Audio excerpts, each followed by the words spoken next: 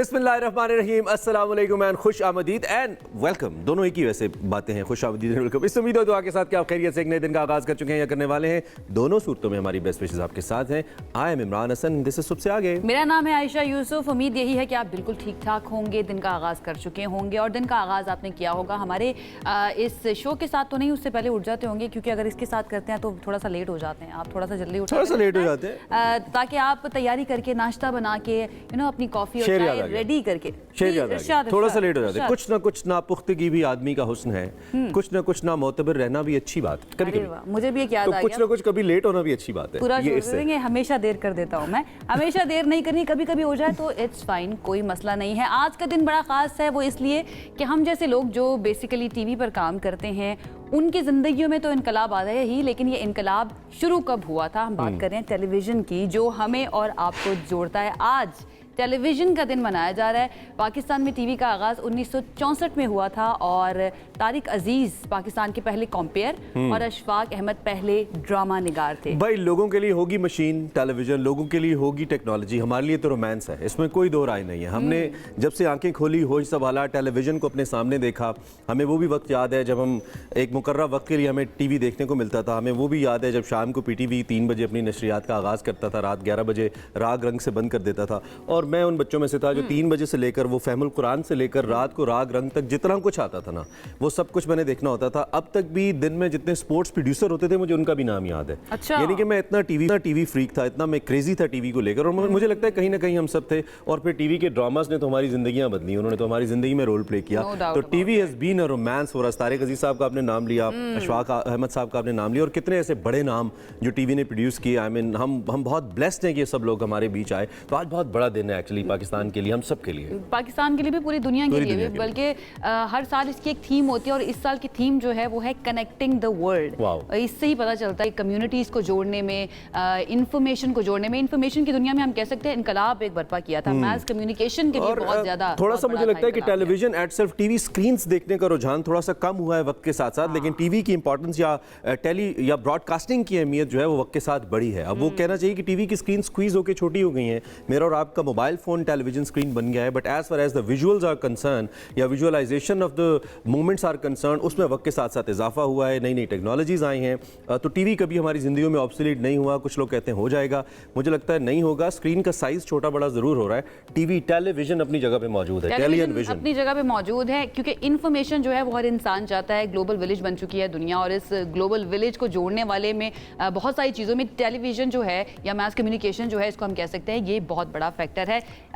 आगे बढ़ते हुए खबर आपको दे देते हैं जो कि है अफगानिस्तान से। अब देखें ना, हम अफगानिस्तान की खबर किस तरह से आपके पास पहुंचा देते हैं। क्यों? क्योंकि इन्फॉर्मेशन जो है वो आसान हो गई है आप तक पहुंचाने। अफगानिस्तान की 17 साल लड़की है नीला इब्राहिमी, इनको एहतजाजी गाने गाने पर बच्चों का अमन इनाम दिया गया है। नीला इब्राहिमी जो है, इनको चिल्ड्रन पीस प्राइज, बच्चों के हुकूक के लिए काम करने वाली एक डच तंजीम है, उसकी जानिब से दिया गया है, जो एम्स्टरडैम में जिन्होंने एक तकरीब मुनाकिद की थी, वहां पर उनकी ये this is the first story of our interesting stories. Naila के बारे में जैसा कि बता रही हैं आयशा, उनका कहना था कि उन्हें इनाम मिलने का मतलब यह है कि अफगान लड़कों और खवातीन की आवाज़, लड़कियों और खवातीन की आवाज़ जो है वो दुनिया भर में पहुंचेगी, दुनिया भर तक गूंजेगी। Listen what Naila said. مکتب درس بخون دختر جان به تو نیاز دارم افغانستان دختر جان برو بخیر به مکتب درس بخون دختر جان به تو نیاز دارم افغانستان دختر جان زنگ مکتب میخوام। क्या मीठी आवाज़ है नैला की, इस पर तो अवार्ड बनता ही है उनका। बहरहाल अफगान ख़वातीन के लिए आवाज़ बुलंद करती रहती है नैला, और उन्होंने तालिबान के इक़्तिदार में आने के बाद से कनाडा में पनाह ली हुई है और बच्चों के लिए काफ़ी काम किया। हाँ, ह्यूमन राइट्स पे और चिल्ड्रन राइट्स पे, और ख़ासतौर पर पाकिस्तान की जो नोबेल प्राइज़ होल्डर है मलाला यूसुफजई, उनका भी बहुत बड़ा रोल है, बहुत बड़ा किरदार है। ऑफ एंड ऑन वो भी आवाज़ उठाती रहती हैं। So basically it's not about Taliban और any force, it's about peace in the world. बहुत ज़रूरी है। और जब सारी पूरी कौम, पूरी दुनिया मिलकर इसके खिलाफ अपना अपना रोल प्ले करेगी तो डेफिनेटली तभी हम दुनिया में पीस लेके आ सकते हैं। और मुझे लगता है कि इस वक्त दुनिया में सबसे ज़्यादा अगर ज़रूरत किसी चीज़ की है तो वो अमन की है, वो पीस की, और ऐसी आवाज़ें उठती रहनी चाहिए, सामने आती रहनी चाहिए। दूसरी जानब बड़ा इंपॉर्टेंट रोल है वर्ल्ड पीस को लेकर अमेरिका का और अमेरिकन इलेक्शंस का। अमेरिकन इलेक्शंस के बाद जब वो हमने कुछ खबरें पढ़ी कि यूक्रेन के जो फौजी एक दूसरे को मीम्स भेज रहे थे कि सामान पैक करें, चलें, अब तो जंग खत्म होने वाली है। पूरी दुनिया पे असर हुआ है इसका। इसके नताइज दुनिया भर में बहुत सारे लोगों को हैरत ज़दा भी करके गए। ऐसे ही है। इटली के जजीरे सार्डिनिया की बात कर लेते हैं, जहाँ पर एक गांव ने इसे एक अच्छा मौका बदलने का मंसूबा जो है वो बनाया उन्होंने। और इटली के दीगर इलाकों की तरह ओलुलाई नामी ये गांव जो है, यहाँ पर कई दिहाइयों से आबादी जो है काफ़ी कम है। लोग जो हैं यहाँ से माइग्रेट करते जा रहे हैं, इसको दोबारा आबाद करने की कोशिशें की जा रही हैं। इस सिलसिले में ये गांव €1 यानी सिर्फ $1 से थोड़ा सा ज़्यादा के एवज पुराने घर फरोख्त कर रहा है। और अब 5 नवंबर के इंतखाबात के नताइज के बाद इस गांव ने अमरीकी शहरियों को अपनी तरफ मतवज्जा करने के लिए एक नई वेबसाइट लॉन्च की है। आप ना थिंकिंग चेक करें। आपको पता है कि जब हम ट्रांसमिशन भी कर रहे थे यूएस इलेक्शंस की, तो हमने ये भी देखा था कि बहुत बड़ी तादाद में अमेरिकन जो है वो खुश नहीं है ट्रंप की जीत से। तो ये जो शख्स हैं जिनका नाम फ्रांचेस्को है, आई थिंक आगे जाके आपको बताते भी हैं, उन्होंने उन ऑडियंस को टारगेट किया, उन अमेरिकन को टारगेट किया कि अगर आप खुश नहीं है ना तो आ जाएं। उन्होंने कहा हम आलमी सियासत से थक चुके हैं। जो वेबसाइट का मैसेज है ना, उन्होंने कहा कि हम आलमी सियासत से थक चुके हैं, ये वक्त है कि आप सार्डिनिया के हसीन जजीरे में अपनी यूरोपीय पनाहगाह तामीर करें। गांव के मेयर फ्रांचेस्को जिनका जिक्र हो रहा है, उनका ये कहना है कि वेबसाइट खास तौर पर जो अमेरिकन वोटर्स हैं उनको मद्देनजर रखकर बनाई गई है। उनका कहना है कि उन्हें अमेरिका और जो अमेरिकन पीपल हैं उनसे बड़ी मोहब्बत है। वो समझते हैं कि जो अमरीकी हैं उनकी कम्युनिटी को दोबारा जिंदा करने में ये अमल मदद देगा। हम अमरीकियों पर खुसूसी तवज्जो दे रहे हैं, ये भी उनका कहना है। So it's interesting story. I mean कम से कम दुनिया भर के अंदर आज़ादी इज़हार राय तो है ना, किसी तरीके से you can express yourself the way you want to. This is very important. आप भी कहीं पे कहना चाहिए इखलाक के दायरे में रहते हुए, जिससे किसी और को गज़न न पहुंचे, आप एक्सप्रेस ज़रूर करें अपने किसी भी अमल के जरिए। This is very important. अब हम अपने ड्रोन को वहाँ से सीधा फ्लाई करवाएंगे। Will take it to Italy. आपका ड्रोन काम बहुत करता है, सुबह के वक्त ही लगा देते हैं आप। हमारी तरह ही है ना, हमारी तरह ही है। एक्चुअली ड्रोन रात को घूमता रहता है। टाइम डिफरेंस है ना, अमेरिका से 10 घंटे का डिफरेंस है। अब 10 घंटे पहले गया, खबर लेके आया, अब ये इटली से हम तक खबरें पहुंचा रहा है। तो ये जो कदीम कोलोसियम है ना जो इटली का, वहाँ पे ग्लेडिएटर फाइट्स एक बार फिर से वापस लाई जा रही हैं। ये नया मंसूबा है जो हमने आप तक पहुंचाना है। ये ग्लेडिएटर मूवी जो आई है उसको देखकर तो नहीं बनाया जा रहा, लग ऐसे रहे। बहरहाल जी, 2000 साल पुराना ये तारीखी मकाम जल्द ही अपनी कदीम निशानो शौकत में लौट सकता है, लेकिन इस पर कई इटालियन जो हैं वो नाराज हैं। एयरबीएनबी और कोलोसियम आर्कियोलॉजिकल पार्क के दरमियान तय पाने वाले $1.5 मिलियन के स्पॉन्सरशिप मुआहिदे के तहत 16 खुशनसीब सयाह ऐसे होंगे जिनको हकीकी ग्लेडिएटर बनने का मौका दिया जाएगा और इस अजीम तारीखी मकाम पर वो लड़ भी सकते हैं।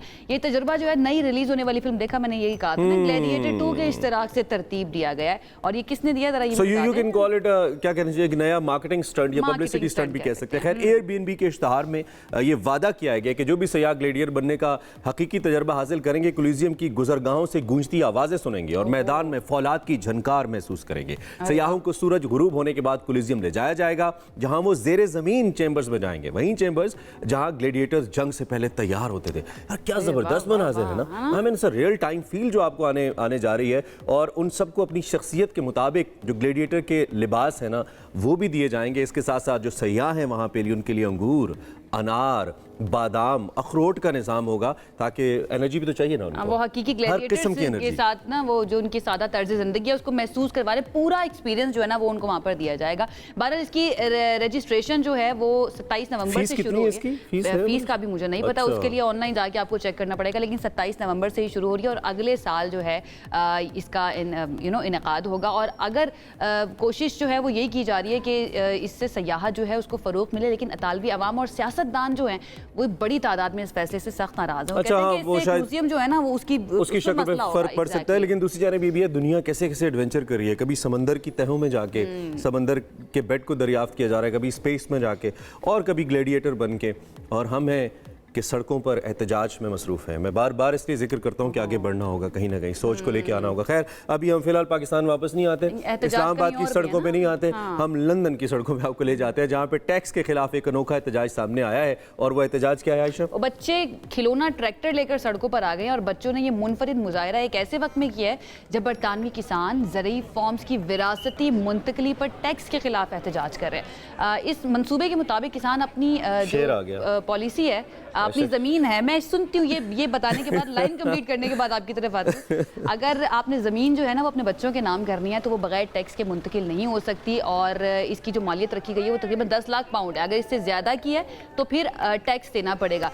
चले इमरान, आप इरशाद। खिलौने का आपने जिक्र किया ना, तो खिलौने पे शेर आ गया कि तुम मांग रहे हो मेरे दिल से मेरी ख्वाहिश, बच्चा तो कभी अपने खिलौने नहीं देता। अरे वाह वाह वाह वाह वाह वाह, इरशाद इरशाद हो गया। आदाब आदाब। अच्छा आदाब आदाब। अच्छा जी, व्हाट नेक्स्ट वी हैव? हमने अब मौसम की बात करनी है। मौसम बात करनी है, इसका मतलब आप चाहती हैं कि मैं इस फ्रेम से निकल जाऊं, आप ये चाहती हैं? मैं चाहती हूँ कि आप उधर पहुंचे, जो हमारा स्टेशन है वहाँ पर जाकर पहुंचे। मैं चलो, you inform the weather, watch the weather and I will be joining back. चले जी, मौसम के बारे में जरा आपको बता देते हैं कि आपने आज का पूरा दिन किस तरह से प्लान करना है, कपड़े कौन कौन से, अपना वार्डरोब कैसे प्लान करना है, और अगर बाहर जाना है तो छतरी लेकर जानी है या नहीं जानी। सबसे पहले इस्लामाबाद का जिक्र करते हैं, जहां पर कम से कम दर्जा हरारत 9 डिग्री सेंटीग्रेड और ज़्यादा से ज़्यादा 24 डिग्री सेंटीग्रेड रहेगा।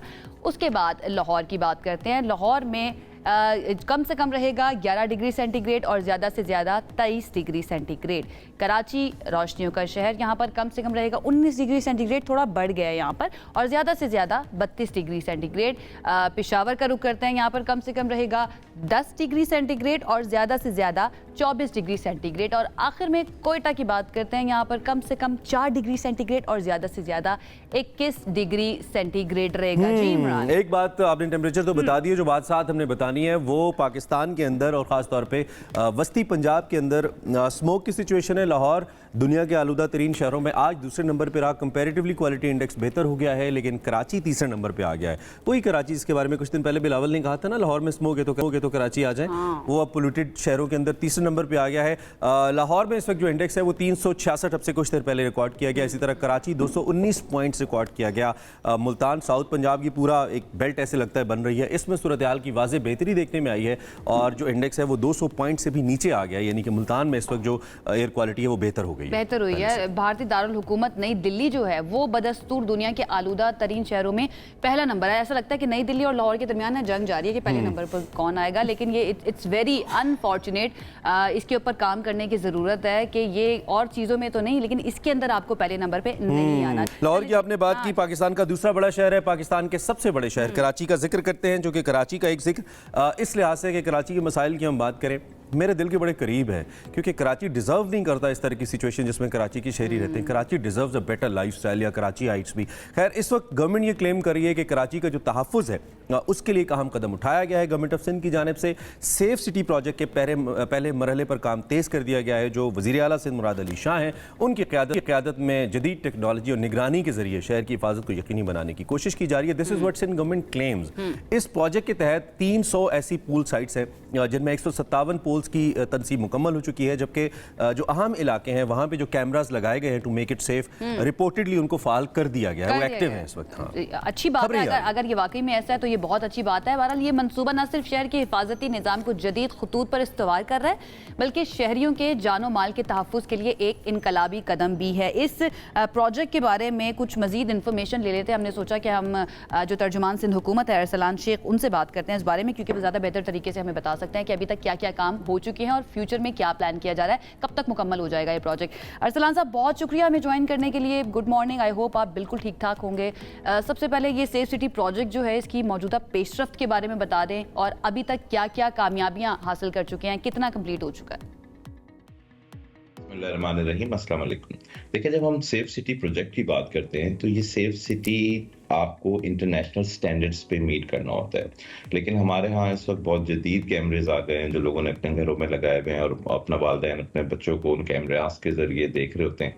But safe cities completely a different concept. जिस तरह हम 5 स्टार होटल की बात करते हैं तो आपको वो स्टैंडर्ड्स मीट करने होते हैं। तो ये जो प्रोजेक्ट है टोटल ये 5 फेजेस के ऊपर है, और इन 5 फेजेस में 12,000 कैमरास जो हैं वो कराची के अंदर इंस्टॉल होने हैं। 2,527 साइट्स हैं जहाँ पे ये पोल्स इंस्टॉल होने हैं। साथ साथ इसकी एक 9 फ्लोर बिल्डिंग है जिसमें कंट्रोल रूम होगा। सेफ सिटी अथॉरिटी है जो इस पूरे प्रोजेक्ट को ओवरसी कर रही है। एनआरटीसी हमारे, आपको पता है, गवर्नमेंट की एक कंपनी है, स्टेट ओन कंपनी है, which is a very well known in the world. तो इसके अंदर डायरेक्ट कॉन्ट्रैक्टिंग उनके साथ है जो इसकी एग्जीक्यूशन कर रही है। इसमें सबसे पॉजिटिव चीज़ है क्या है कि देखें, एक तो प्रोजेक्ट होता है, जब प्रोजेक्ट के डिज़ाइन फेज, उसके फाइनेंशियल इश्यूज वो अल्हम्दुलिल्लाह कंप्लीट हो गए। गवर्नमेंट ऑफ सिंध ने एनआरटीसी को जो रिक्वायर्ड फंडिंग थी उसके 70% से ज़्यादा अमाउंट रिलीज कर दी है, प्रोवाइड कर दी है, इक्विपमेंट्स आ चुके हैं। और जो अक्सर होता है कि जी बातें हो रही हैं, काम नहीं हो रहा, तो 157 साइट्स पे अगर आप जाएं देख भी सकते हैं। शारा फैसल है इसके अंदर, जब ये एक्सपो हुई, आपकी आइडियाज हुए, इन सराउंडिंग एरियाज में, तमाम सदर के एरियाज में ये पोल इंस्टॉल हो चुके हैं। इन पोलों में से तकरीबन जो है आपके 100 पोल्स जो हैं वो एनर्जाइज हो चुके हैं, सॉरी 20 पोल, और जिसके ऊपर 100 कैमरास वो एनर्जाइज हो चुके हैं। 12 मेगापिक्सल और 8 मेगापिक्सल्स के कैमरास हैं। इसके साथ साथ ये, हाँ जी, ये इंस्टॉल हैं। असलान साहब, एक तो ये कि this can be one component of safe city, this can not be the whole project. Obviously camera एक हिस्सा उसका हो सकता है।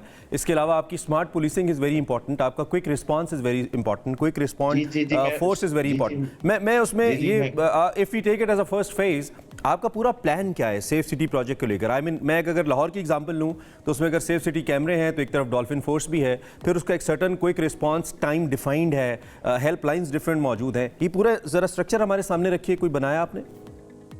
जी सर, इसके अंदर बिल्कुल मैं भी ये इसको फर्दर आपको ब्रीफ करने जा रहा था कि आपके जिस तरह 108 पुलिस स्टेशन हैं अपना कराची सिटी के, तो उसके अंदर 58 पीओबी साइट्स होंगी। फिर वो साइट्स जो होंगी वो सिंक्रोनाइज्ड होंगी, लिंक्ड होंगी। इसके अंदर ना सिर्फ इमरजेंसी रिस्पांस व्हीकल्स हैं, इसमें रैपिड रिस्पांस व्हीकल्स हैं, बल्कि जो मोटरसाइकिल्स जिसको आप कहते हैं, तो बाइक रिस्पांस व्हीकल्स भी हैं। और जो उसके अंदर जो ह्यूमन रिसोर्स डिप्लॉयड होगी एरिया वाइज, एक आपका जीआईएस मैप होता है जिसमें एक एक गली जो है आइडेंटिफाइड होती है।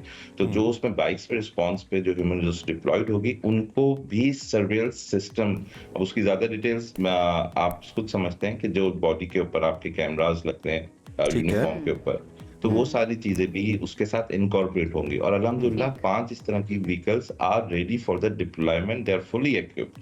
लेकिन जिस तरह मैंने कहा कि ये जो पूरा प्रोजेक्ट है ये 5 फेजेस के अंदर है, लेकिन फर्स्ट फेज इंशाल्लाह ताला हम अपने सिंध के दारुल खिलाफत कराची को विद इन, हमारा टारगेट है 18 मंथ्स कंप्लीट करके देंगे। और लेकिन इसमें थोड़े से कुछ इश्यूज डेफिनेटली आप भी समझते हैं आते हैं कि to make it more effective, इसके अंदर आपकी फाइबर ऑप्टिक जो केबल होती है जो इंटरनेट प्रोवाइड करती है, आजकल आपको पता है इंटरनेट का वैसे ही बड़ा इशू चल रहा है पाकिस्तान के अंदर, ताकि वो एक अनइंटरप्टेड सिग्नल्स प्रोवाइड करे और उसको सिंक्रोनाइज किया गया नादरा के साथ। इसकी फेशियल रिकग्निशन है, इनके अंदर जो आपकी व्हीकल रजिस्ट्रेशन सिस्टम है, वो तमाम इसके अंदर सारे जो इंटरनेशनल स्टैंडर्ड्स को मीट करने के लिए रिक्वायर्ड आपकी टेक्निकल रिक्वायरमेंट्स होती हैं, उन सबको इंश्योर किया गया। 12 और 8 मेगापिक्सल्स कैमरा है, बल्कि recently rather than apart from this safe city project 40 S4 cameras जो हैं वो डिफरेंट टूल, वो लोकेशंस नहीं बता सकते हम due to privacy reasons, security reason, तो वो डिफरेंट टूल प्लाजास के ऊपर इंस्टॉल किया गया, उनको भी इसी के साथ सिंक्रोनाइज किया गया। और उन कैमरास की मदद से बहुत, यानी कि पुलिस ने इफेक्टिव रिजल्ट्स अचीव किए हैं। ठीक है। अच्छा अरसलान साहब, ये तो बड़ा अच्छा प्रोजेक्ट है सेफ सिटी प्रोजेक्ट, इसके बारे में आपने बता भी दिया 18 मंथ्स के अंदर आपने कंप्लीट करके देना है। आई होप ये हो भी जाए। आइडियाज़ 2000 फेज़ 1 कंप्लीट होना है। आइडियाज़ 2024 इस वक्त जारी है कराची में, आपको पता है दुनिया भर से मुख्तलिफ मंदूबीन यहाँ पर आते हैं। इसकी सिक्योरिटी के लिए क्या ख़ास इंतजाम किए गए हैं सिंध हुकूमत की जानिब से?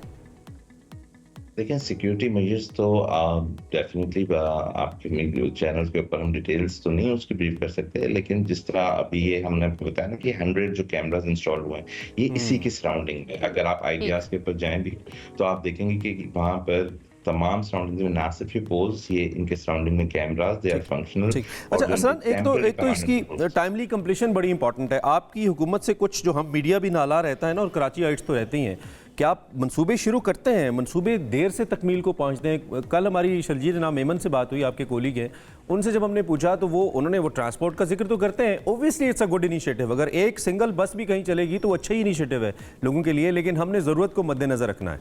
तो मेरा पॉइंट यहाँ पे ये कि क्या आप फेज़ के अंदर या इन 5 फेजेस के अंदर पूरे कराची को कवर कर रहे हैं, कुछ स्पेसिफिक एरियाज़ हैं, और टाइम लाइन इन स्पेसिफिक अगर आप देखने वालों के लिए डिफाइन कर सकें कि इस एरिया को इतने टाइम के अंदर हम सेफ सिटी कैमरा जोन के अंदर ले आएंगे, कोई टाइम लाइन है आपके माइंड में? और फिर उसके ऊपर जाहिर बात है आपने पुश भी करना है उस कॉन्ट्रैक्टर को जिसको आपने ठेका दिया है इसका। Sir, from the very first beginning, I specifically said कि जब हम safe city project की बात करते हैं, तो you have to meet the international standards. Like each and every corner of the Karachi city will be covered on international standards. First phase हमारा इंशाल्लाह 18 महीने के अंदर कंप्लीट होगा, लेकिन 5 टू क्योंकि it's a 30 billion rupees project और इसके अंदर कोई ऐसा नहीं है कि कोई ठेका किसी कॉन्ट्रैक्टर को दिया है, एक्स को दिया है। वो स्टेट ओन हमारी जो एनआरटीसी कंपनी है वो इसको एग्जीक्यूट कर रही है।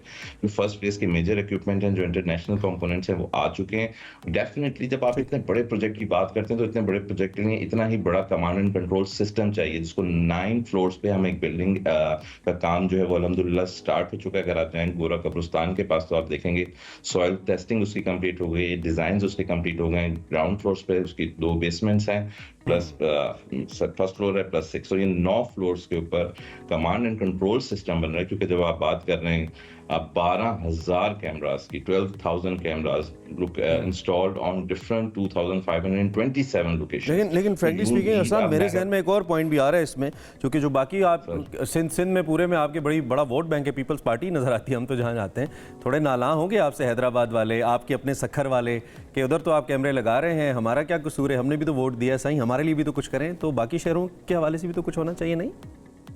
मैं भी थोड़ा सा नाल हूँ इस बारे में, लेकिन जो उसकी ग्राउंड रियलिटीज और फैक्चुअल रियलिटीज ये कि सखर समेत ऑल डिविजनल हेडक्वार्टर्स की इनिशियल सर्विस हो गए, लेकिन कराची शहर चेयरमैन बिलावल भुट्टो जरदारी साहब के, पाकिस्तान पीपल्स पार्टी के, हमारे honourable chief minister Syed Murad Ali Shah साहब के प्रायोरिटी के ऊपर है, टॉप प्रायोरिटी के ऊपर है कि पहले हम कराची शहर के जो ये की कंसर्न्स हैं हम उनको एड्रेस करके पैरेलल इन डिविजनल हेडक्वार्टर्स पे भी काम चल रहा है। जिस तरह मैंने आपको बताया, इनके जो इनिशियल फिजिबिलिटीज हैं, सर्वेज हैं, जो रिक्वायर्ड अमाउंट्स हैं, जो रिक्वायर्ड इंस्टॉलेशंस हैं, उन पे काम कंप्लीट हो चुका है। लेकिन जैसे आपको कहा कि जो शहर पीपल्स पार्टी के दिल के बहुत करीब है, पहले उस पर काम होगा, फिर ये दूसरे डिविजनल हेडक्वार्टर साथ साथ चलेंगे।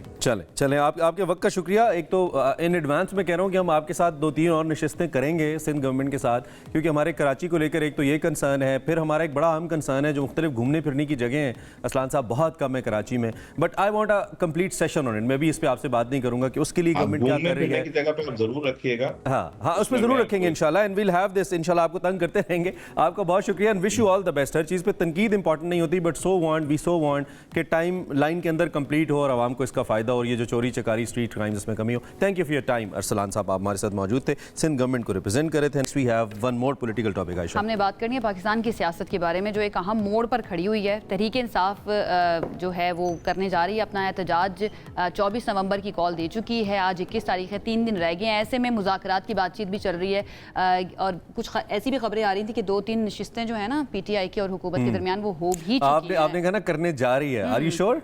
अगेन इसलिए मैंने अगली लाइन में आपको कहा ना कि कुछ नशिस्तें हो चुकी हैं, मुज़ाकरात कुछ अहम नशिस्तें हुई हैं और कुछ कह नहीं सकते। अल्लाह करे ना हो, वैसे मेरी तो ये दुआ है ना हो बतौर पाकिस्तानी शहरी। दो कि तहरीक इंसाफ का राइट है भाई, हम हमेशा कहते हैं आइन आपको हक देता है कि आप एहतजाज करें, लेकिन यहाँ पे ये देखना होगा कि क्या वो एहतजाज आपको आपके पॉलिटिकल मकासद, आपके नेशनल इंटरेस्ट के अंदर है या नहीं, और ये मुल्क गिर जो एहतजाज है ये कहीं मुल्क के लिए कोई मुसीबत का बाइस ना बने। बाकी तो आप ज़रूर करें, क्यों ना करें। जो पीटीआई रहनुमा है, बड़ी अहम मुलाकातें वैसे अडाला में हुई हैं और मुसलसल 2 दिन हुई हैं, दैट इज़ द हाईलाइट। 2 दिन हुई हैं और यहीं से तो वो खबरें निकल के आई हैं। वो कहते हैं ना कि हमारे सोर्सेज जो हैं उन्होंने ये बताया है कि जनाब जो बैरिस्टर गोहर हैं और अली अमीन गंडापुर साहब, उनकी 2 घंटे तक बानी पीटीआई से मुलाकात हुई है और उनको पूरा अपडेट किया उन्होंने कि क्या क्या मुज़ाकरात हो रहे हैं, क्या क्या बातचीत हो रही है। इसके ऊपर उन्होंने गो अहेड भी दे दिया कि आप इन मुज़ाकरात को इसमें इंटरेस्टिंग बात ये भी है कि मुलाकात उस दिन भी हुई है जब मुलाकात का दिन नहीं था। उम्मीद तौर पे मुलाकात वाले दिन पे भी पाबंदी लग जाती है, और वो कॉन्फ्रेंस रूम में भी हुई है, वो प्रॉपर जहां पर मुलाकात होती है ना वहां नहीं। अरे क्या बात है भाई, बड़ी इनका ड्रोन ज्यादा अंदर जेल के अंदर चला गया। खैर हम आपको बताते रहेंगे। इस वक्त हमारे साथ फवाद चौधरी साहब मौजूद हैं। फवाद चौधरी साहब मौजूद हैं, उनसे बात करते हैं। फवाद साहब बहुत शुक्रिया हमें ज्वाइन करने के लिए। सबसे पहले तो यही कि बानी पीटीआई को तोशाखाना जो 2 केस है उसके अंदर जमानत दे दी गई है, क्या उनको मजीद भी कोई रिलीफ मिल सकता है, क्योंकि खबरें तो चल रही हैं कि मुज़ाकरात हो रहे हैं। देखिए उनके ऊपर केसेस तो वैसे कोई नहीं है, अब इसके बाद और केसेस जो हैं वो तकरीबन ख़त्म हो गए हैं। अब तो एक बिल्कुल ही जाली और फार्स केसेस हैं जिनमें उन्हें एबेटमेंट में डाला गया है 9 मई के केसेस में, और वो तो सिर्फ एक बहाना है उनको जेल में रखने का। लेकिन मुझे उम्मीद यही है कि इंशाल्लाह उनको ये जो रिलीफ है वो अब मिलेगा और इमरान खान जल्द जो है वो। अच्छा, लेकिन चौधरी साहब कोर्ट में पेश गई तफसीलात के मुताबिक तकरीबन 62 केसेस अब भी हैं उनके ऊपर, जो आप कह रहे नहीं है, तो 62 केसेस तो अभी हैं, इसमें 9 मई दीगर वाक़यात के केसेस हैं। खैर तहरीक इंसाफ इस वक्त एक फ़ाइनल एहतजाज की बकौल उनकी तैयारियां कर रही है और साथ साथ मुज़ाकरात के लिए भी तैयार है, ऐसे लगता है कि ऐसी कोई डेवलपमेंट्स हो रही हैं। आप क्या समझते हैं, बीइंग द सीनियर पॉलिटिशियन, आपकी एक बड़ी हार्ड लाइन शुरू में रही है, अब आप कैसे देखते हैं, क्या 24 नवंबर को हर हाल में एहतजाज होना चाहिए? Your take on that? देखिए, तहरीक इंसाफ एक सियासी जमात है और सियासी जमातें जो हैं वो कई लेयर्ड जो अपनी पॉलिसी है वो रखती हैं। जो एहतजाज है वो सेलिब्रेशन में भी तो तब्दील हो सकता है। सो मेरे ख्याल में जो इस वक्त मुद्दा है या इस वक्त जो मामलात हैं वो सही सिमत अगर जाते हैं तो ये जो एहतजाज है ये सेलिब्रेशंस में भी जो है वो अल्टीमेटली जा सकता है। और मेरे ख्याल में एहतजाज की तैयारी जो है वो पूरी होनी चाहिए। और इस वक्त जो कल का फ़ैसला आया है खान साहब का बेल का, उसके बाद ज़ाहिर है कि जो जोश और जज्बा है कारकुनान में वो कई गुना बढ़ चुका है। और अब आप देखेंगे कि ये जो एक्सपेक्टेड था उससे बहुत बड़ा एहतजाज जो है वो इंशाल्लाह होगा। उससे कई ज़्यादा लोग जो हैं जो तवक्को थी उससे कहीं ज़्यादा लोग जो हैं वो इस्लामाबाद। ठीक है, तो फवाद साहब आप पर उम्मीद कितने हैं कि ये एहतजाज जो है वाकई में एहतजाज से सेलिब्रेशन में तब्दील हो सकता है, पीटीआई के मुतालबे पूरे हो सकते हैं? ख़ास तौर पर वो जो बात करते हैं कि बानी पीटीआई को रिहा करके ही हम वापस जाएंगे, आपको लगता है कि इस एहतजाज से कोई प्रेशर जो है वो मज़ीद बनेगा हुकूमत के ऊपर? देखिए, जो तहरीक इंसाफ के मुतालबे हैं वो 3 हैं। वो एक मुतालबा है कि मैंडेट वापस किया जाए, एक मुतालबा है 26वीं आईनी तरमीम वापस की जाए और पॉलिटिकल प्रिजनर्स जो हैं उनको रिहा किया जाए। इन तीनों मुतालबात जो हैं उनके अंदर कोई ऐसी बात नहीं है कि जो नाजायज़ है। मैं समझता हूँ हुकूमत जो पॉलिटिकल प्रिजनर्स हैं उनको फौरी रिलीफ दे तो बाकी दोनों मुतालबात के ऊपर गुफ्तगू का आगाज़ भी हो जाए तो ये भी टेंशन्स जो मुल्क में हैं, जो टेम्परेचर है, जो सियासी दर्जा हरारत है, उसको नीचे लाने में बड़ा मोमद व मावन साबित हो सकता है। अच्छा। और एक दफ़ा पाकिस्तान के अंदर ज़रा गुफ्तगू का माहौल बन जाए तो मेरा ख्याल है ये भी एक बड़ी कामयाबी होगी। और इमरान खान समेत जो पॉलिटिकल प्रिजनर्स हैं उनको इतनी ज़्यादा देर से जेल में रखा हुआ है। ठीक है, आप ये समझते हैं कि अगर जो सियासी कैदी उनको रिहा कर दिया जाए तो वो ज़्यादा एक फिजिबल हो सकती है सूरत हाल के फर्दर पॉइंट्स पे फिर बाद में बात होती रहे। अच्छा, जो पीटीआई रहनुमाओं के अंदर इख्तलाफात की कुछ खबरें हैं, हम ऑफ एंड ऑन सुनते रहते हैं, तस्दीक भी होती रहती है उनकी, आप भी उनका हिस्सा रहे हैं, क्या इसके खात्मे का कोई इम्कान है? इस पर क्या पेशरफ्त है इस वक्त? इंटरनल जो लीडरशिप डिफरेंसेस हैं, पॉलिटिकल पार्टीज़ में इख्तलाफ होते हैं। हर पॉलिटिकल पार्टी का एक अपना ग्रुपिंग होती है। पीपल्स पार्टी को आप देख लें, फरियाल बीबी एक तरफ खड़ी हैं, नासिर शाह एक तरफ खड़े हैं, मुराद अली शाह एक तरफ खड़े हैं और हत्ता कि बिलावल भुट्टो और आसिफ जरदारी साहब की भी अपनी अपनी लाइकिंग और डिसलाइकिंग है। इस तरह से नून लीग में आप देखें हमजा शहबाज आपको नज़र ही नहीं आते, मरीम नवाज़ का अलहदा है, फिर शहबाज शरीफ और जो नवाज़ शरीफ हैं उनकी भी अलहदा लाइकिंग और डिसलाइकिंग है। सो हर पार्टी के अंदर मुख्तलिफ धड़े होते हैं, मुख्तलिफ ग्रुप्स होते हैं, उससे फ़र्क नहीं पड़ता जब पार्टी का पूरा कंसेंसस एक शख्स के ऊपर है। अच्छा, ये वैसे इमरान खान कुछ खबर भी दी है आपने हमें पीपल्स पार्टी के अंदर डिफरेंसेस के हवाले से कि वहाँ पे 3 धड़े सिंध के अंदर मुराद अली शाह, नासिर और जो फरियाल साहिब हैं उनके हवाले से। खैर चलें, thank you very much political updates के लिए जो आपके पास थी हमारे लिए from your party Fawad Chaudhry sahab. और यकीनी तौर पर हम समझते हैं कि अगर इस एहतजाज से पहले कोई मुज़ाकरात की शक्ल निकल आए तो बहुत बेहतर होगा मुल्क के लिए, मुल्क चलता रहेगा। चूँकि तबसरों का सिलसिला है, तज्जियों का सिलसिला है, तो हमने कहा कि हम पॉलिटिकल एंगल तो आएगी, हम ज़रा एक सीनियर एनालिस्ट की भी ओपिनियन ले लें इसी बारे में। एग्जैक्टली, बहुत ज़रूरी है क्योंकि वो हमें दोनों तरफ का पॉइंट, एक तो हम लेते भी रहते हैं दोनों जो फरीकैन हैं उनके टेक्स क्या होंगे, लेकिन इस चीज़ को एनालाइज जो है एक न्यूट्रल बंदा ज़्यादा बेहतर तरीके से कर सकता है। हमारे साथ सीनियर सहाफ़ी और सीनियर एनालिस्ट शौकत पराचा साहब मौजूद हैं, उनसे जान लेते हैं इस बारे में। शौकत साहब, सबसे पहले तोशाखाना 2 केस में इमरान खान की ज़मानत और उसके बाद जो सिचुएशन आप बनती हुई देख रहे हैं, पाकिस्तान तहरीक इंसाफ और हुकूमत के दरमियान मुज़ाकरात भी चल रहे हैं, एहतजाज की तैयारियाँ भी चल रही हैं, क्या अभी तक आपने अखज़ किया है सारी सिचुएशन से? बहुत शुक्रिया जी। अखज़ तो मैंने यही किया है कि बहुत बड़ी डेवलपमेंट हुई गुज़श्ता रोज़ जिसमें ज़मानत हो गई। 3 बड़ी सज़ाएं थीं, 3 बड़े केसेस थे, अब वो तीनों में एक तरह की क्लीन चिट मिल गई। वो कि अता तारड़ साहब वज़ीर इत्तलात तो कल कह रहे थे कि ये केस अभी चलेगा, लेकिन जब ज़मानत होती है तो पाकिस्तान का जो एक ट्रेडिशनल जस्टिस सिस्टम है, ज़मानत होने का मतलब हम रूरल बैकग्राउंड के पर्सपेक्टिव में हम समझते हैं कि केस टूट गया जो, यानी वो केस में वो जान नहीं रहती, तो लिहाजा मेरी तरफ से तो ये केस खत्म हो गया तोशाखाना वाला। इसी तरह से साइफर वाला केस बताया गया कि बहुत बड़ा है, पाकिस्तान के खिलाफ साजिश है, उसमें भी वो क्लीन चिट मिल गई। इद्दत वाले केस की तो मैं शुरू से ही मुखालफत करता रहा हूँ, उसमें भी उनको वो क्लीन हो गया। तो इस वक्त at the moment when we speak अदालत की तरफ से कोई बड़ी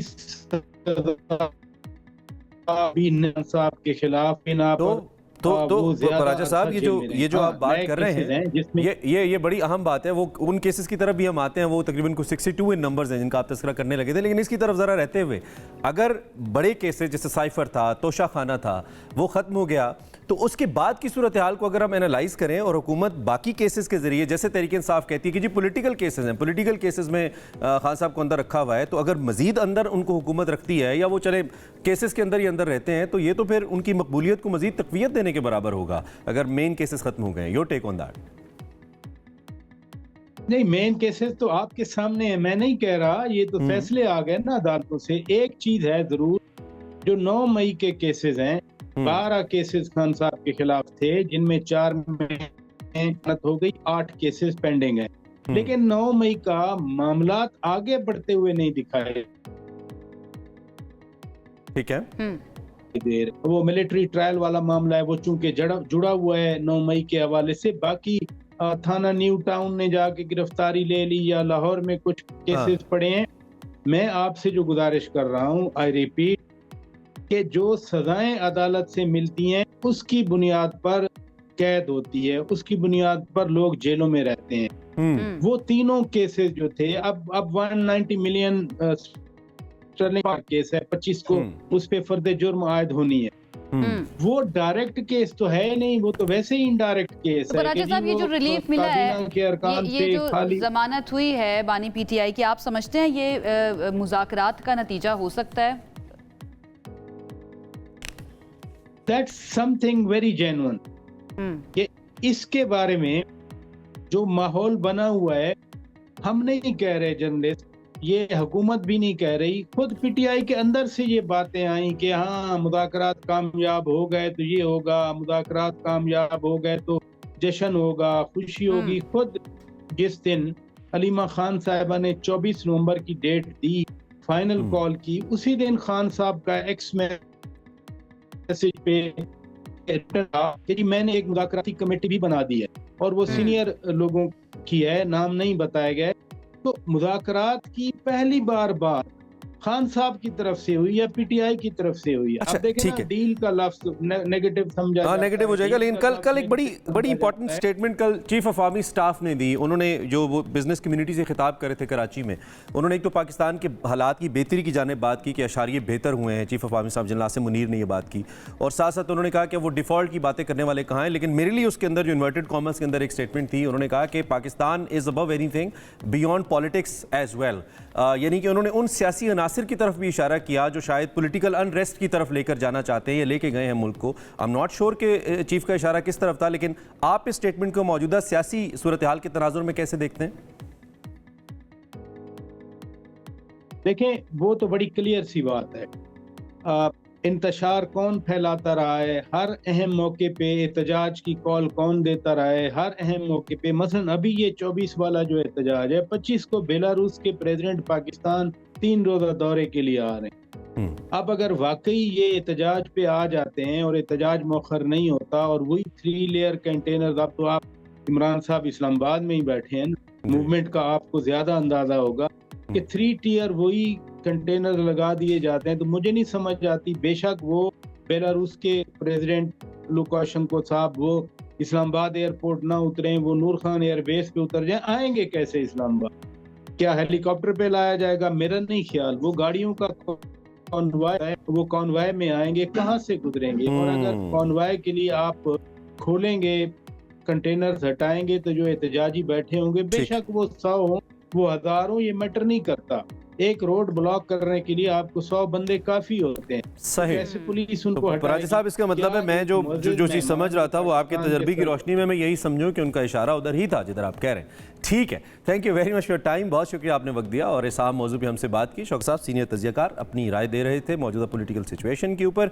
और इससे पहले कि हम ब्रेक ले, जब हम ब्रेक से वापस आएंगे, we have planned something more interesting for you. क्या है वो आयशा? वो ये है कि हमने ऑटो ट्यून पे बात करनी है कि क्या हर कोई सिंगर कल रह गया था भाई, माजरत, एग्जैक्टली कल हमने बात की थी, लेकिन कुछ न्यूज़ अपडेट की वजह से हम वो नहीं ला सके। आज हम प्रॉपर आपके सामने वो सेगमेंट पेश करेंगे और वेरी इंटरेस्टिंग जो है ये सेगमेंट होने वाला है, आपने उसका इंतज़ार करना है। इसके साथ साथ हमने बिरयानी की बात करनी है कि कौन सी बिरयानी कराची की जो है ना वो ज़्यादा हिट है, किस इलाके की ज़्यादा हिट है? आपको ये कौन सी इतना पसंद है इंटरेस्टिंग वैसे? और ट्रिकी टॉपिक है। हम पता नहीं किसी को नाराज नहीं करेंगे, लेकिन हम इलाकों को जरूर बात करेंगे, क्योंकि कराची के अंदर हमें पता चला एक कंपटीशन रहता इतने है। नाराज कौन लोग हो जाते हैं आपसे? मतलब वो बार-बार ऐसे आप बात करते वो हैं, पता है क्यों नाराज हो नहीं जाते हैं कि करना। यार हमारे इलाके की बिरयानी लियाकताबाद वाले कहेंगे भाई हमारी अच्छी है, किसी और इलाके वाले कहेंगे हमारी अच्छी है। तो हम एक तवाज़ुन कायम करने की कोशिश करेंगे, लेकिन सर लाइटर नोट ये आपको विजुअल सुबह सुबह हम दिखा के, मतलब वैसे ही ललचार होगा बहुत से लोगों का मन, जो कि बहुत से लोगों का लंच टाइम 11 बजे शुरू हो जाता है। खैर इस पर हम बात करेंगे। इसके अलावा एक टिकटॉकर से आपकी मुलाकात करवानी है, that will be very interesting. So we have a lot to share, लेकिन आप क्विक ब्रेक लें और ब्रेक के बाद कोशिश करें हमें।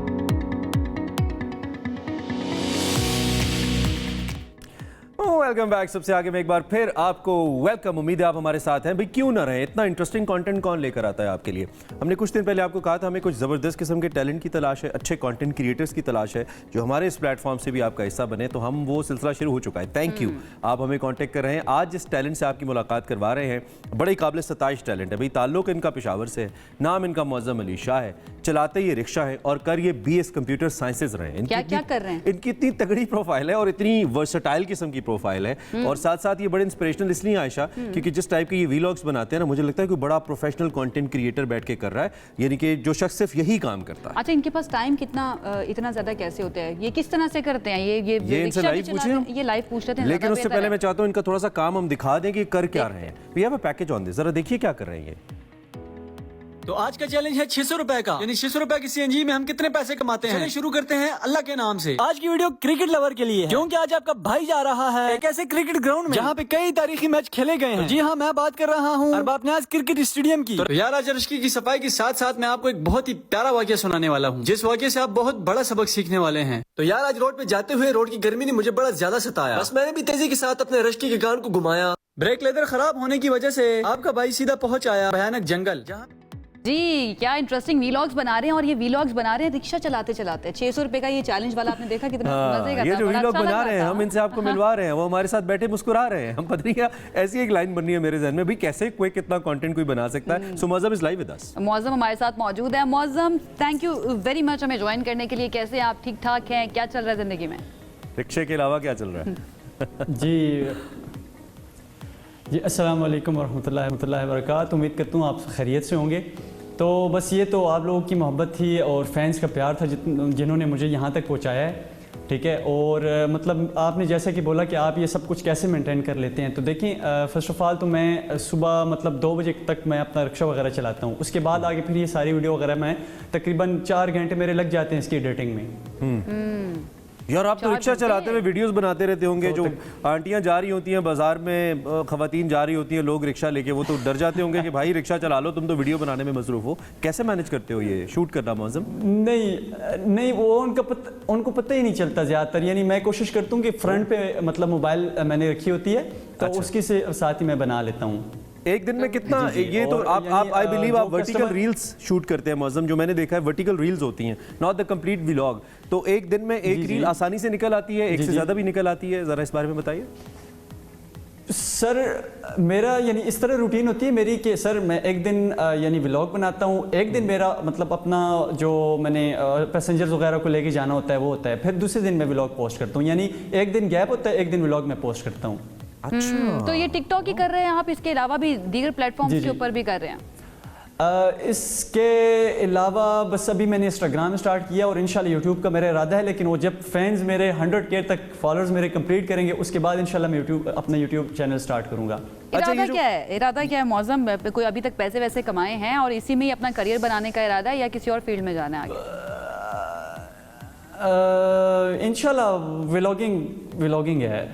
वैसे इतना अच्छा कर रहे हो, इतना सीरियसली अभी तक आप YouTube पे नहीं हो active, don't wait for 100K I tell you, क्योंकि हर प्लेटफॉर्म की अपनी व्यूअरशिप है। बहुत सारे लोग हैं जो टिकटॉक पे बहुत कामयाब हैं, यूट्यूब पे नहीं है। यूट्यूब पे कामयाब है, टिकटॉक पे नहीं है। तो मेरे ख्याल में आपको फौरन उस तरफ आना चाहिए, नंबर 1।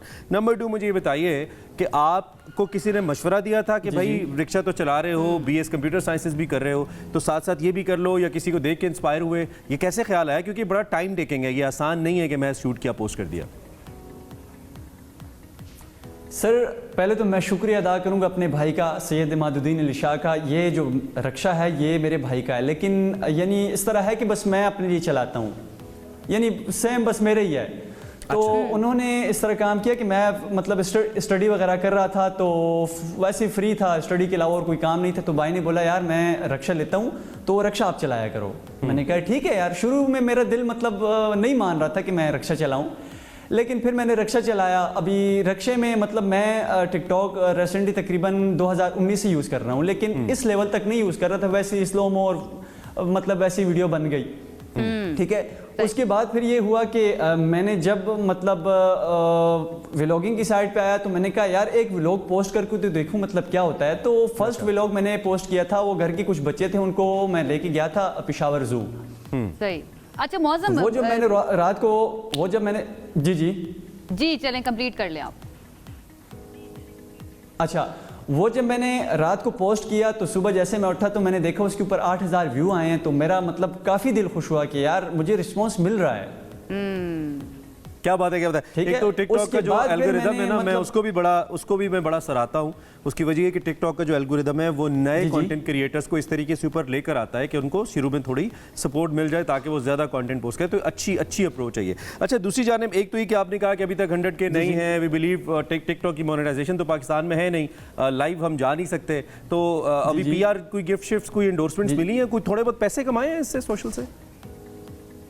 हाँ अल्हम्दुलिल्लाह, मुझे मतलब गिफ्ट वगैरह तो आते रहते हैं मुख्तलिफ यानी इलाकों से। जैसे बटखेला से दोस्त ने मुझे मतलब वैसे ही फ़ैन ही था, उसने एडवर्टाइजमेंट के लिए भेजा था। वो शिलाजीत वाली आपने वीडियो देखी भी होगी, ठीक है। इस तरह छोटे-मोटे दोस्तों PR की वजह से वगैरह ऐसा जब भी ब्रांड्स आपको पहुंचेंगे इंशाल्लाह ब्रांड्स भी। अब क्विकली हमें ये बताइए कि पाकिस्तान के बहुत सारे ऐसे नौजवान हैं जो पाकिस्तान में नहीं रहना चाहते, पाकिस्तान से बाहर जाना चाहते हैं। वो कहते हैं जी पाकिस्तान में अपॉर्चुनिटीज़ नहीं है।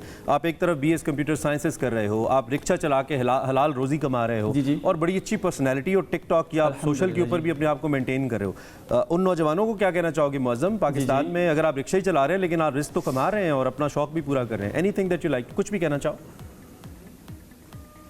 देखें, फर्स्ट ऑफ ऑल तो ये कि आप बाहर भी तब कामयाब होते हैं जब आपको पाकिस्तान में कामयाबी मिले, ठीक है। अगर आप पाकिस्तान में एक लेवल पे कामयाब हैं, आपको पता है कि यार मैं बाहर का माहौल एडजस्ट कर सकता हूँ, तो फिर तो ठीक है। अगर आप पाकिस्तान में नाकाम हैं और आप बाहर का सोच रहे हैं तो ये फिर गलत सोच है। हाँ, जो इधर नहीं कर सकता वो बाहर क्या करेगा। ठीक है Muazzam, thank you very much. हमने अलग सुबह आपको TV पे बिठाया और बुलवाया और आप बोले भी, थैंक यू वेरी मच। हमें तो पता नहीं आप बोलेंगे नहीं बोलेंगे, सिर्फ सोशल पे ही बोलते हैं। हमारी बेस्ट विशेस आपके साथ हैं। यूट्यूब पे आइए, अच्छा पॉजिटिव कंटेंट बनाइए और अच्छा चेहरा पाकिस्तान का दुनिया के सामने रखिए। बहुत शुक्रिया, हमारे साथ आप मौजूद थे। So this is content creator Muazzam. What are you waiting for? अगर आप कुछ ऐसा कर रहे हैं, अच्छा कंटेंट बना रहे हैं, प्लीज़ हमारे पेज पे आके, हमारे व्हाट्सएप नंबर डिस्प्ले होते रहते हैं, हमें टैग कर दें ताकि हम आपको भी बुलाएं, आपसे गपशप लगाएं। एग्जैक्टली अगले जो हमारा सेगमेंट है उसकी जानिब चलते हैं। और वो सेगमेंट जो है वो इंटरेस्टिंग इसलिए है कि हमने एक कंपैरिजन जो है वो रखना है और ये भी हमने जानने की कोशिश करनी है कि लोग इसके बारे में क्या सोचते हैं। एंड वो ये है कि जो माँ बाप हमारे हमसे पहले थे और यंग जनरेशन जो अब पेरेंट्स बन रही हैं, हम थोड़े से, खैर मैं नहीं हूँ, आप हैं, फ़र्क क्या है? यानी कि हमारे माँ बाप का तर्ज तरबियत और हमारा, अगर इमरान की हम बात कर ले, इनका तर्ज तरबियत जो है वो किस तरह से मुख्तलिफ है, इसके ऊपर हमने ये बेसिकली 3 जनरेशंस बन जाती हैं। If you include me in that ना, मतलब उसमें फिर बन जाती है। यानी कि हमारे दादा, हमारे वालिदैन एंड देन हम, अगर यंग पेरेंट्स हम में से कोई हैं, जैसे मेरी एग्जांपल है, तो इनमें फ़र्क क्या है बुनियादी तौर पर? हम अपने बच्चों की तरबियत किस पैटर्न के ऊपर कर रहे हैं, कौन अपने बच्चों की तरबियत बेहतर पैटर्न पे कर रहे हैं। और ये जो पुरानी जनरेशन है, जिसे जनरेशन Y वी बिलीव कहते हैं, वो क्यों नाला नजर आती है आजकल के बच्चों से। और कुछ हमारे पास ऐसे असरात हैं। हमने कुछ लोगों से बात की मार्केट के अंदर जाके, उनसे राय लेने की कोशिश की और उसमें ओब्वियसली तमाम एज ग्रुप्स के लोग थे कि वो इस सूरत हाल को कैसे देख रहे हैं। उन्होंने इस हवाले से अपने ख्यालात का इजहार भी किया। हाँ, क्या किया उन्होंने, जरा सुनिए।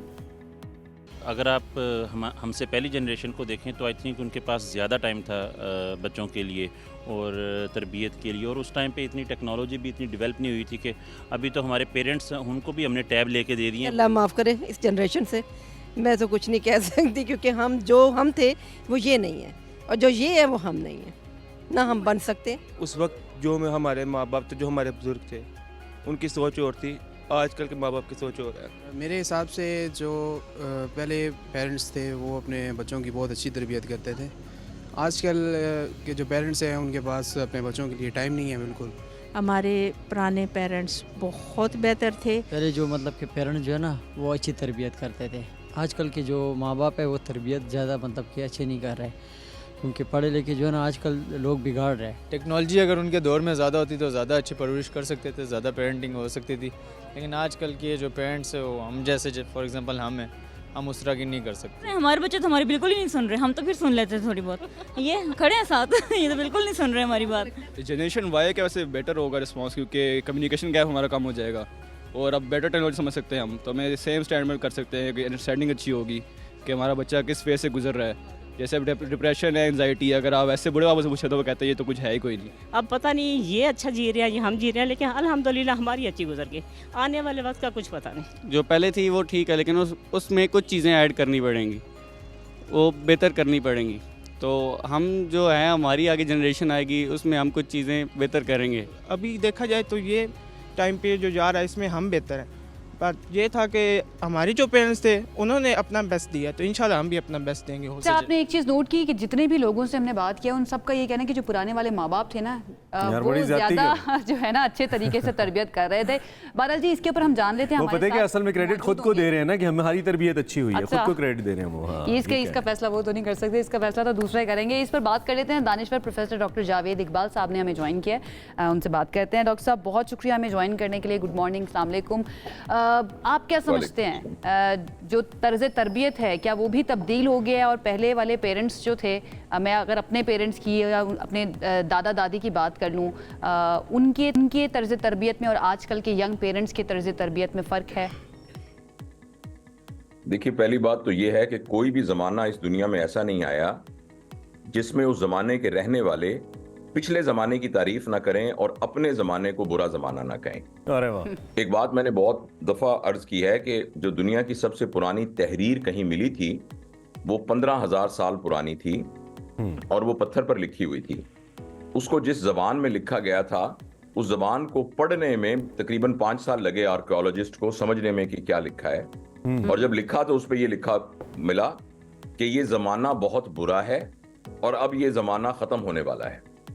तो आप अपने, मुझे याद है मेरे दादा भी कहते थे बहुत बुरा ज़माना आ गया भैया, तो लिहाजा एक तो, और अल्लाह ताला हम कहते हैं बाकायदा एक हदीस का मफहूम है कि अपने ज़माने को बुरा मत कहो, तुम अपने लिहाज से बेहतरीन ज़माने में पैदा किए गए हो। ये हदीस का मफहूम है।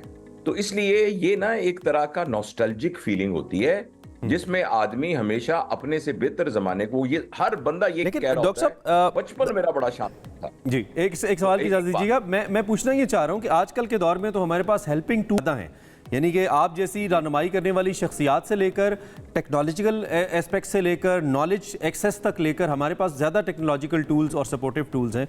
उसके बावजूद क्यों लगता है आजकल के बच्चों को कि पहले वाले पेरेंट्स ज़्यादा बेहतर तरबियत करे थे? कोई ऐसे फैक्टर्स नजर आते हैं? बेटा, हमें ये बात समझनी बहुत ज़रूरी है कि ज़माना कोई भी हो, टूल्स किससे भी हो, किसी भी इंसान की तरबियत के जो इंग्रेडिएंट्स हैं ना वो 4-5 ही हैं जी। नंबर 1 ये है कि जो शख्स इस दुनिया में आता है वो एक बाकिरदार इंसान, यानी ये कि जब एक रास्ता उसके सामने दो राह आए, एक बुरा रास्ता है एक अच्छा रास्ता है, तो वो चाहे जितनी भी टेम्पटेशन बुरी रास्ते पे चलने की हो वो अच्छे रास्ते को इख्तियार करे। नंबर 2, वो खुद कफील हो, वो अपने पैरों पर खड़ा हो, वो अपना काम खुद कर सकता हो। तीसरी बात यह है कि उसके अंदर एतमाद हो। चौथा यह है कि उसके अंदर क्रिएटिविटी हो। दुनिया में आज से 10,000 साल पहले भी किसी बच्चे की तरबियत के लिए जो बुनियादी इंग्रेडिएंट्स थे वो यही वाले इंग्रेडिएंट्स थे। अच्छा, इनको सीखने के लिए जो सबसे अहम चीज है वो ये है कि उन्हें अपने वालिदैन के साथ एक फिजिकल इंटरेक्शन की जरूरत है। आज के जमाने में और पहले के जमाने में सिर्फ ये फर्क हुआ है कि हम में से हर शख्स पैसे की दौड़ में चला गया है। आज से 30 साल पहले हमारे टॉपिक्स ये नहीं होते थे कि टिकटॉक पे कितने पैसे कमाने हैं, कितने पैसे लगा के 1 लाख रुपए आएगा, कहां से क्या आएगा। कंटिन्यूअसली मुआशरे के अंदर एक सोच डेवलप हो गई है कि जिसके पास पैसा ज्यादा है ना वो बड़ा कामयाब इंसान है। अच्छा डॉक्टर साहब, टाइम कम है, जो कि ब्रेक पे जाना है। एक जवाब जरा जी अच्छा प्लीज कीजिए।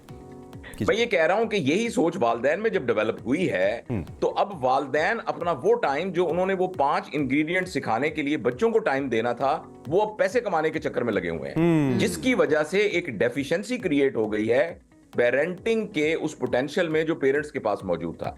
बाकी आप ब्रेक ले लीजिए, फिर उसके बाद बात। नहीं, मैं क्विक आंसर सिर्फ चाहता हूँ ब्रेक से पहले कि आपके ख्याल में आपके पेरेंट्स आपके लिहाज से ज्यादा अच्छे पेरेंट्स थे या आप अपने बच्चों के लिए अच्छे पेरेंट हैं? क्विकली अगर हमें आप 1 लाइनर दें।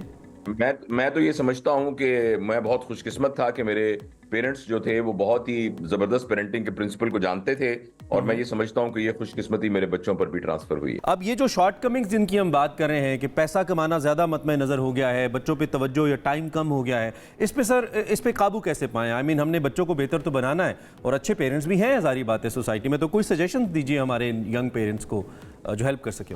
देखिए, मैं आपको एक बेसिक प्रिंसिपल ये बता देता हूँ कि किसी नौजवान की जिंदगी में सबसे कीमती वक्त वो होता है जब उसके यहाँ एक बच्चा पैदा हो, वहां से लेकर 5 साल की उम्र। ये जो 5 साल की एज है, ये वो वाइटल एज है जिसमें किसी भी एडल्ट का जितना मेंटल फ्रेमवर्क है वो डेवलप होता है। हम सब जो बड़े हैं, हम 95% ऑफ द टाइम उस फ्रेमवर्क की बुनियाद पर काम करते हैं। अगर वो जिंदगी के 5 साल किसी बच्चे के बहुत अच्छे गुजरे हैं, और अच्छे गुजरने से मुराद ये है कि उसके पास वालिदैन फिजिकली मौजूद थे, जो उसके साथ खेल रहे थे, जो उसके को लर्नर थे, और जो उन तमाम आला इखलाक का नमूना थे, और घर में वो सारा अच्छा इखलाक नजर आ रहा था, तो वो 5 साल में बच्चे की ऐसी फाउंडेशन बन जाएगी कि वो सारी जिंदगी कभी भी नहीं हिला सकेगी। तो लिहाजा अगर आप मुझसे कहें कि टेक होम मैसेज क्या है, जो सुनने वालों को मैं क्या बात बता सकता हूं, तो मैं उनसे ये अर्ज कर सकता हूं कि अगर आपके बच्चे 5 साल से कम हैं, तो आप अपनी जिंदगी की टॉप प्रायोरिटी अपने बच्चे रखें। आपका कैरियर एक प्रायोरिटी होती है, आपके बाकी सारे काम आपके प्रायोरिटी होते हैं, लेकिन आपकी सबसे बड़ी प्रायोरिटी ये होनी चाहिए कि आप उन 5 साल की उम्र से कम उम्र के बच्चों के साथ कैसे वक्त गुजारते हैं। देखिए, जब बच्चा 5 साल से कम होता है, उसे एक को लर्नर चाहिए होता है। इस लफ्ज पे ये बहुत की वर्ड है, कि वो जो कुछ सीख रहा है, चाहे वो लकड़ी के ब्लॉक्स को हिला रहा है, चाहे वो मिट्टी के साथ खेल रहा है, चाहे वो तितलियां पकड़ रहा है, उसको एक को लर्नर चाहिए। अगर वो को लर्नर उसके पेरेंट्स होंगे, तो वो ये सबसे इफेक्टिव लर्निंग होगी उस बच्चे की। दूसरा, वालिदैन को ये गलत फहमी है कि बहुत पैसे होने की वजह से वो बच्चों को ऐसी गैजेटरी ले देंगे कि जिनकी वजह से वो वालिदैन को कंपनसेट कर देंगे। लिहाजा जो कहानियां गोद में रख के बच्चे को सुनानी थी कि एक थी चिड़िया, एक था कौवा, उसकी बजाय हमें एक कार्टून कहानी हम उसको सुना देंगे तो वो उसका ऑल्टरनेट है। तो माफी चाहता हूं, ये उसका बिल्कुल ऑल्टरनेट नहीं है। लिहाजा टेक होम मैसेज यही है। और दूसरा, जो आपका शुरू वो बेटी ने सवाल ये पूछा था ना कि पहले में क्या फर्क है और अब में क्या फर्क है। देखिए, हर जमाने में अच्छे लोग होते हैं, हर जमाने में बुरे लोग होते हैं, हर जमाने में ऐसा सेगमेंट मौजूद होता है जो बहुत आला यानी पेरेंटिंग कर रहे होते हैं, और हर जमाने में ऐसे सेगमेंट में लोग मौजूद होते हैं जो बुरी पेरेंटिंग कर रहे होते हैं। तो ये मेरा ख्याल है। सही, ठीक है, thank you so much. Doctor Javed हमारे साथ मौजूद थे और बड़ी अच्छी और बड़ी ज़बरदस्त किस्म की बात की है उन्होंने कि हर ज़माने के अंदर जो है ना लोग इस तरह के मौजूद होंगे जो अच्छी पेरेंटिंग भी करेंगे और बुरी पेरेंटिंग भी करेंगे। देखना ये है कि हम उस कैटेगरी में फॉल करते हैं या नहीं करते। और जो यंग पेरेंट्स के लिए उन्होंने जो बातें, वो मुझे लगता है कि बहुत सबसे खूबसूरत, डॉक्टर साहब की सारी बातें बहुत ही प्यारी होती हैं। आई एम ग्लैड कि we have people like doctor Javed Iqbal जो कि हमें वेकअप कॉल्स देते रहते हैं यंगर लॉट को। इनके अपने भी बच्चे, उनकी भी रेफरेंसेस कहीं मैंने इनकी टॉक सुनी है, इसमें देते हैं। तो बड़ा अच्छा एग्जांपल्स के साथ इन चीज़ों को समझना। डॉक्टर साहब का जो सबसे इंपॉर्टेंट जो बात उन्होंने की है कि आपकी तरजीह आपके बच्चे होने चाहिए, करियर, बाकी सब चीज़ें सांस चलती है, लेकिन ये जो वक्त है ये बड़ा महदूद सा है जो आपने बच्चों को देना है। तो अगर दे लेंगे तो उनकी बुनियाद अच्छी बन जाएगी, और इमारत की बुनियाद अच्छी होगी तो वो अच्छी खड़ी होगी, देर तक चलेगी। So thank you very much once again doctor sahab. एक क्विक ब्रेक हम लेते हैं और ब्रेक के बाद वापस आते हैं।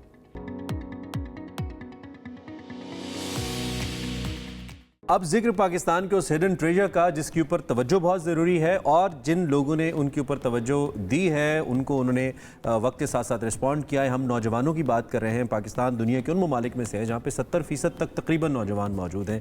गवर्नमेंट ये क्लेम कर रही है, ख़ासतौर पर गवर्नमेंट ऑफ पंजाब और फेडरल गवर्नमेंट भी, कि वो बड़े इंपॉर्टेंट इनिशिएटिव्स दे रही है नौजवानों को लेकर।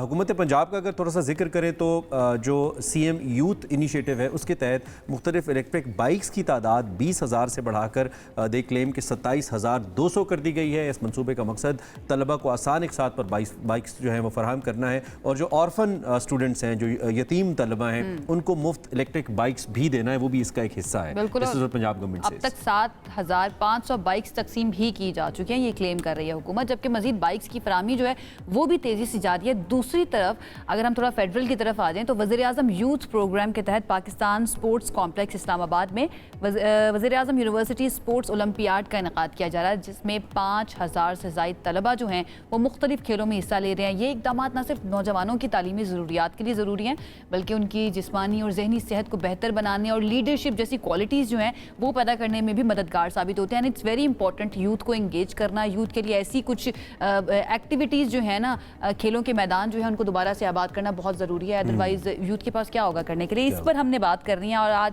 हमारे साथ एक बड़े ख़ास मेहमान भी मौजूद हैं। Chairman prime minister youth programme Rana Mashhood Ahmad Khan sahab ने आज हमें ज्वाइन किया है। Sir thank you so much हमें ज्वाइन करने के लिए। कैसे हैं आप? ठीक ठाक हैं? बताइए ज़रा हमें इस ओलंपियाड के बारे में। सबसे पहले तो मैं इसके बारे में जानना चाहूँगी, कैसा चल रहा है ये, क्या प्लानिंग है? इस वक्त भी जारी है, अभी तक कितने लोग जो हैं वो आ चुके हैं इसको देखने के लिए? क्योंकि मैं पंजाब का जिस एजुकेशन मिनिस्टर भी था, यूथ मिनिस्टर भी था, 2008 से 18 तक मुझे मौका मिला शहबाज साहब के साथ काम करने का। तो पाकिस्तान की पहली यूथ पॉलिसी जो है वो पंजाब ने दी थी, और उसके जो प्रिंसिपल्स ऑफ पॉलिसी थे उसमें था कि जहाँ पे तालीम के फ़रोग पे काम करना है, जहाँ पे टेक्निकल एजुकेशन पे काम करना है, जहाँ पे हमने जो बच्चे बच्चियों को तालीम की तरफ लाने के लिए जो laptops, scholarships, Punjab education endowment fund, Danish schools, you name it, जिस तरह के इनिशिएटिव्स लिए, वहाँ पे टेक्निकल एजुकेशन के अंदर हमने skill development company, skill development fund बना के टेक्निकल एजुकेशन की स्ट्रीम शुरू की, और पाकिस्तान की पहली टेक्निकल एजुकेशन पे यूनिवर्सिटी चाइना के कोलैबोरेशन से Punjab Tenzin university of technology लेकर आए। उसके साथ साथ जहाँ आईटी के फ़रोग पर PITB जो पंजाब इंफॉर्मेशन टेक्नोलॉजी बोर्ड, उसको जिस तरह हमने खड़ा किया, अरफा करीम को रोल मॉडल बना के बच्चे बच्चियों को कहा कि आप भी ये अचीव कर सकते हैं। उसके साथ साथ स्पोर्ट्स पे बेतहाशा एम्फेसिस था, और उसके अंदर हमने यूथ फेस्टिवल्स कराए पंजाब में, जिसके अंदर से अरशद नदीम जैसे लोग निकल कर आए और बाकी सारे लोग निकले। और उसके साथ साथ फिर अब जब पाकिस्तान के अंदर शहबाज साहब एज प्राइम मिनिस्टर हैं, तो इनका अगेन वही फोकस है कि एजुकेशन, अब जो पंजाब एजुकेशन एंडोमेंट फंड था, पाकिस्तान एजुकेशन एंडोमेंट फंड बना दिया। पूरे पाकिस्तान के बच्चे बच्चियां मुस्तफीज हो सकते हैं। जो पंजाब दानिश अथॉरिटी थी, अब पाकिस्तान दानिश अथॉरिटी है। पूरे पाकिस्तान में हम दानिश स्कूल्स का अच्छा, ये ऑन अ लाइटर नोट आज चूँकि हमारे हाथ आप आ गए हैं, वो एक मीम बड़ी वायरल हुई आपकी, आपका विजन है सर। हाँ, तो उसको लोगों ने मुख्तलिफ जगहों पे इस्तेमाल किया। आई बिलीव जब ये नेज़ा फेंका गया और शहबाज साहब और आप इकट्ठे बैठे थे प्राइम मिनिस्टर, तो आपने, उन्होंने जब अप्रिशिएट किया तो आपने कहा आपका विजन है सर, तो बड़ा फेमस हो गया। How you feel that? वो क्या था उसके अंदर? मैं ये समझता हूँ कि जब हम देख रहे थे और वो वीडियो जब आई तो उसके व्यूज़ कोई 85 मिलियन से ऊपर के हैं। तो फिर जब इतने व्यूज़ आएंगे तो थोड़ी सी हसद और वो तो आएगा। जो बात मैं कर रहा था ना कि शहबाज साहब को कि आपका विजन है, देखें वो जो मैंने अभी बात की कि यूथ फेस्टिवल्स हमने स्टार्ट किए, अरशद नदीम साहब कहाँ से निकले हैं, शजर अब्बास जैसे लोग कहाँ से निकले हैं, ये जो सिबल सिस्टर्स हैं, ये सारी कहाँ से निकली, ये यूथ फेस्टिवल से निकली। गवर्नमेंट का काम है नौजवान बच्चे और बच्चियों के लिए प्लेटफॉर्म देना, उनकी आगे सलाहियतें और काबिलियतें फिर उनको जो है मौका देती हैं कि वो आगे हैं। अच्छा, एक तो मैं थोड़ा सा अप्रिशिएट करता हूँ कि आप जो एथलीट सामने आते हैं, आप फिर उस सारी बात उनको बुलाते हैं प्राइम मिनिस्टर में, ये बड़ी अच्छी बात है। लेकिन मेरा हमेशा से मतमय नज़र ये, इससे पहले भी हमने 4 साल, मेरे पहले मॉर्निंग शोज़ में भी आते रहे, जितने एथलीट्स जीत के आते हैं ना या हाईलाइट होते हैं, उनको तो प्राइम मिनिस्टर मिलते हैं या आप उनको बुलाते हैं, अप्रिशिएट करते हैं, वो भी एक अच्छी बात है। लेकिन why not make an atmosphere जिसमें हमारे जो बेचारे जिनको वीज़ा के मसाइल आते हैं या टिकट्स नहीं ले पाते, कुछ बेचारे कहते हैं हमारे पास होटल स्टे के पैसे नहीं थे, जिम नहीं था, तो आपका काम मैं तारीफ़ करते हुए ये कहता हूँ कि क्यों ना एक ऐसा एटमॉस्फेयर बना दिया जाए जिससे उनको ऑटोमेटेड सिस्टम के तहत हेल्प मिलती रहे और हम एक कल्चर बना दें स्पोर्ट्स का। इसके लिए कुछ कर रहे हैं? आपने इतनी अच्छी बात की है। अब अगर हम अरशद नदीम साहब की मिसाल ले लें ना, ये जब 2012 के यूथ फेस्टिवल में आए थे तो इन्होंने कुछ 6-7 गेम्स में हिस्सा लिया था, और वहाँ पर इनको पता चला कि इनके अंदर एक जो नेचुरल क्वालिटी है वो जेवलिन थ्रोअर की है। ठीक है। अच्छा, फिर हमने इनको उस वक्त भी टेक केयर की, इनको वापडा में मुलाजमत दिलाई, फिर 2017 के अंदर हमने इनको अपग्रेड कराया। इनको जाने से पहले ये देखें, मैं सुनता हूँ तो अरशद नदीम तो खुद हर जगह ये कहते हैं कि ये प्राइम मिनिस्टर की वजह से मैं यहाँ पे आज पहुँचा हूँ, अल्लाह की ज़ात का ख़ास करम, पहले तो सबसे पहले उनकी ज़ात। बट हमने जिस साल उन्होंने जाना था उस साल हमने उनको 2.5 करोड़ रुपया उन पे इन्वेस्ट किया। उनको नया जेवलिन लेके दिया, उनके एक इंजरी हो गई थी, उस इंजरी का इलाज कराया, उनके साउथ अफ्रीका जहाँ पे ट्रेनिंग्स करनी थी, उनके वीज़े नहीं लग रहे थे, वीज़े लगवा के दिए। अब होता क्या है कि हम तो ये काम कर रहे होते हैं और बदकिस्मती से जहाँ पर कंटिन्यूटी ऑफ पॉलिसीज़ नहीं ना होती, हमने एक पॉलिसी बनाई। मैं तो आपसे अब सवाल करूँगा कि हम एक डिपार्टमेंटल जो स्पोर्ट्स थी उसकी एक पॉलिसी बनाई, 2019 में क्यों ख़त्म की गई? वो प्लेयर्स जो बेहतरीन तरीके से अपनी अपनी ज़िंदगियां बना रहे थे, उनको छाबड़ियां लगानी पड़ी, उनको रिक्शे चलाने पड़े कि जब आपने उनकी सपोर्ट ख़त्म कर दी। अब हमने आके वो सपोर्ट वापस लाए हैं। मैंने आपसे स्पोर्ट्स से हटके टेक्निकल एजुकेशन यूनिवर्सिटी की जो तेंजिन यूनिवर्सिटी की बात की, 42 की फैकल्टी चाइना से आई। 2018 में गवर्नमेंट गई, वो सारी फैकल्टी फारिग कर दी गई। नुकसान किसका हुआ? बच्चे और बच्चियों का जो वहाँ पर पढ़ रहे थे। वो स्ट्रीम जो हम इंट्रोड्यूस करा रहे थे, तो एक्चुअल बात क्या है कि पॉलिसीज़ हम हमेशा लेकर आते हैं। हम हमेशा अल्लाह के फजल से, ये PMLN की गवर्नमेंट है जो यूथ एम्पावरमेंट, यूथ एंगेजमेंट के ऊपर एक प्लान के साथ आती है। कोई और बता दे जितने इनिशिएटिव्स हमारे हैं किसी ने किए हों, लेकिन जब उन इनिशिएटिव्स को रोक दिया जाता है तो उसका जिम्मेदारी किस पर आती है? सही, You're right. और अगर हम तो बता भी नहीं सकते किस पे आती है। इस सिचुएशन को देखें तो जो ऑपोजिशन की जमात वाले हैं जो इस टाइम ऑपोजिशन में है, वो कहते हैं कि हमारी पॉलिसियों को ख़त्म कर दिया। खैर ये बहस तो इस तरह से नहीं, ज़रा एक मिनट इधर ही रुक जाइए। देखें, बात फैक्ट बेस्ड होनी चाहिए। मैं इसलिए कह रहा हूँ कि अगले दिन मैं देख रहा था कि पंजाब कॉलेज के अंदर जो एक इंसिडेंट हुआ कि जी वो एक बच्ची के साथ ज्यादती हो गई। वो कौन सी बच्ची थी आज तक नहीं पता लगा, छान मारा नहीं पता लगा। तो झूठ की बुनियाद पर कहना और फैक्ट्स की बुनियाद पे चलना, एक पॉलिसी बता दें उनकी कौन सी थी जिसको बंद किया गया।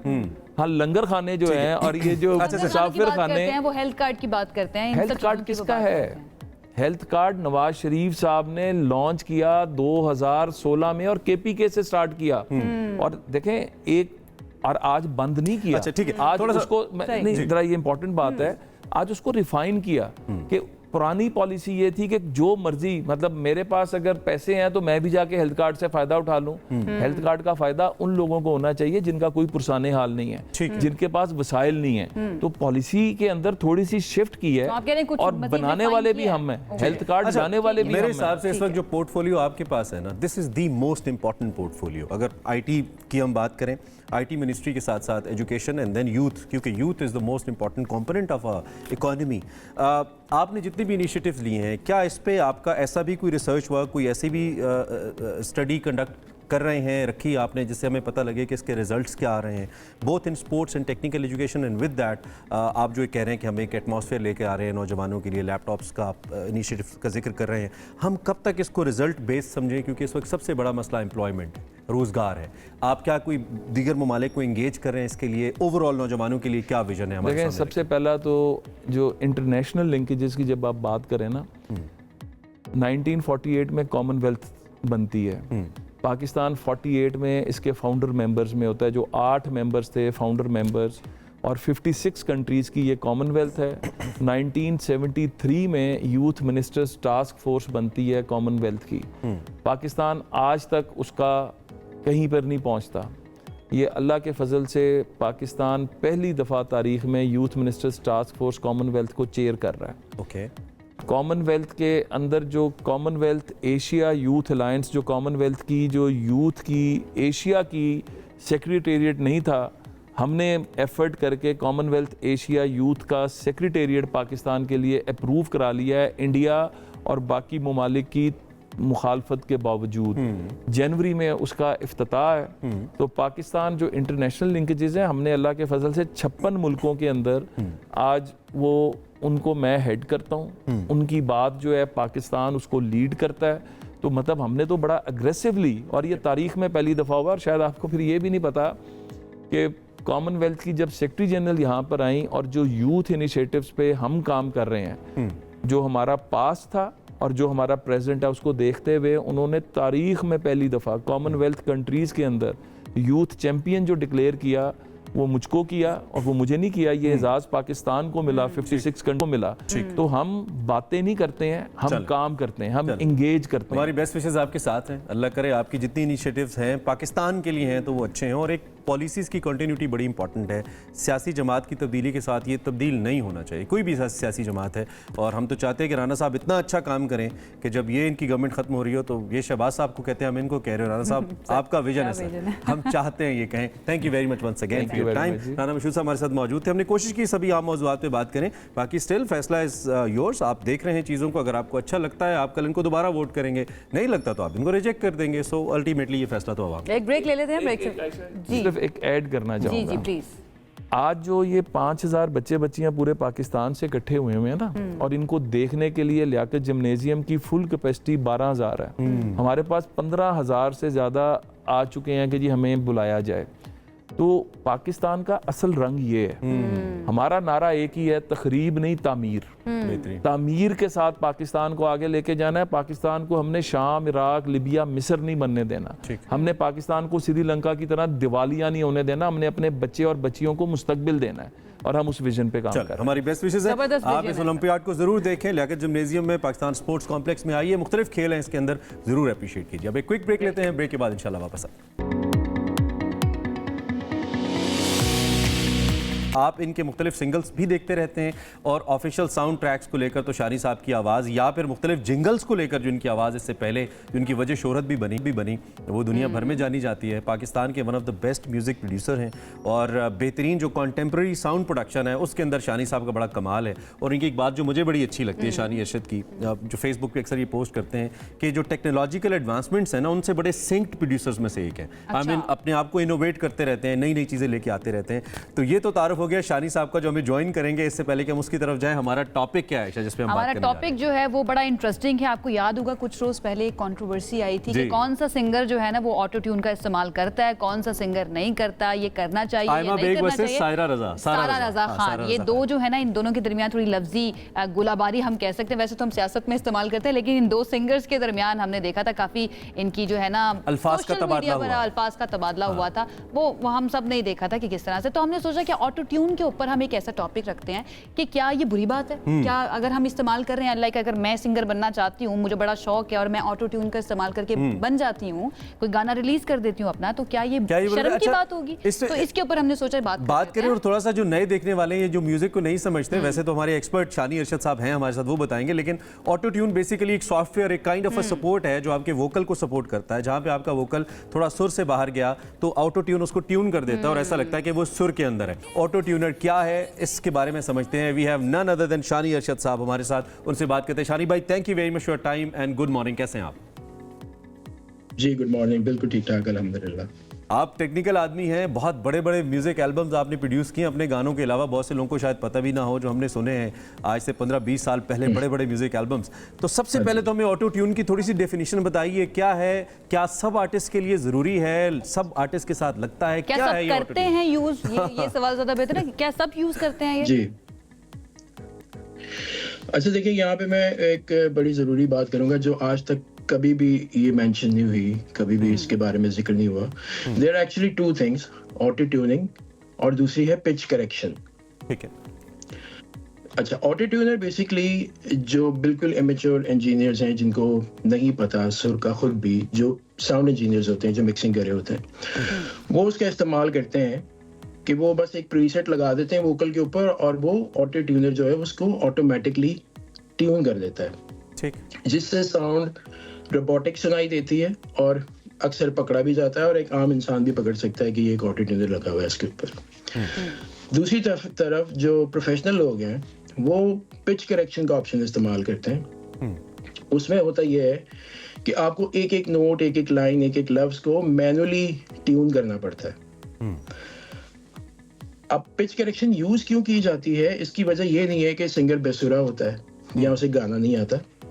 एक्चुअली आजकल हमारा म्यूजिक जो है वो 100% कंप्यूटराइज हो चुका है और कंप्यूटर जो है वो एक मशीन है और वो 100% एक्यूरेट सुर में होती है।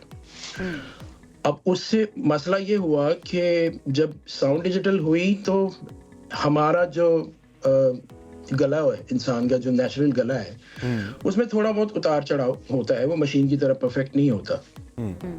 तो उससे होता ये कि जब हम डिजिटल ट्रैक के ऊपर वोकल करते हैं तो हल्का सा फर्क भी जो है ना वो बहुत जमीन आसमान का फर्क सुनाई देता है और वो साउंड बहुत बुरा साउंड करता है। ठीक है, इसका मकसद ये नहीं है कि इंसान बेसुरा होता है, लेकिन क्योंकि वो आप मशीन के साथ गा रहे हैं तो आपकी साउंड जो हल्का सा भी फर्क होता है ना बहुत ज्यादा सुनाई देता है। शानी साहब, कुछ आर्टिस्ट को फिर इस पे एतराज क्यों है? We have respect for every artist जो भी गा रहा है। आयमा की बहुत रिस्पेक्ट है, आयमा बहुत अच्छी आर्टिस्ट है और सायरा रजा की भी बड़ी रिस्पेक्ट है। तो फिर ये एतराज क्यों, जो आर्टिस्ट थोड़ा पक्का गाता है, सुर जिसके थोड़े ज्यादा पक्के हैं, वो एतराज क्यों करता है कि तुम तो ऑटो ट्यून के आर्टिस्ट हो, तुम तो इस तरह गा नहीं सकते? ये एतराज क्यों फिर? आप बीइंग प्रोड्यूसर हमें बताइए।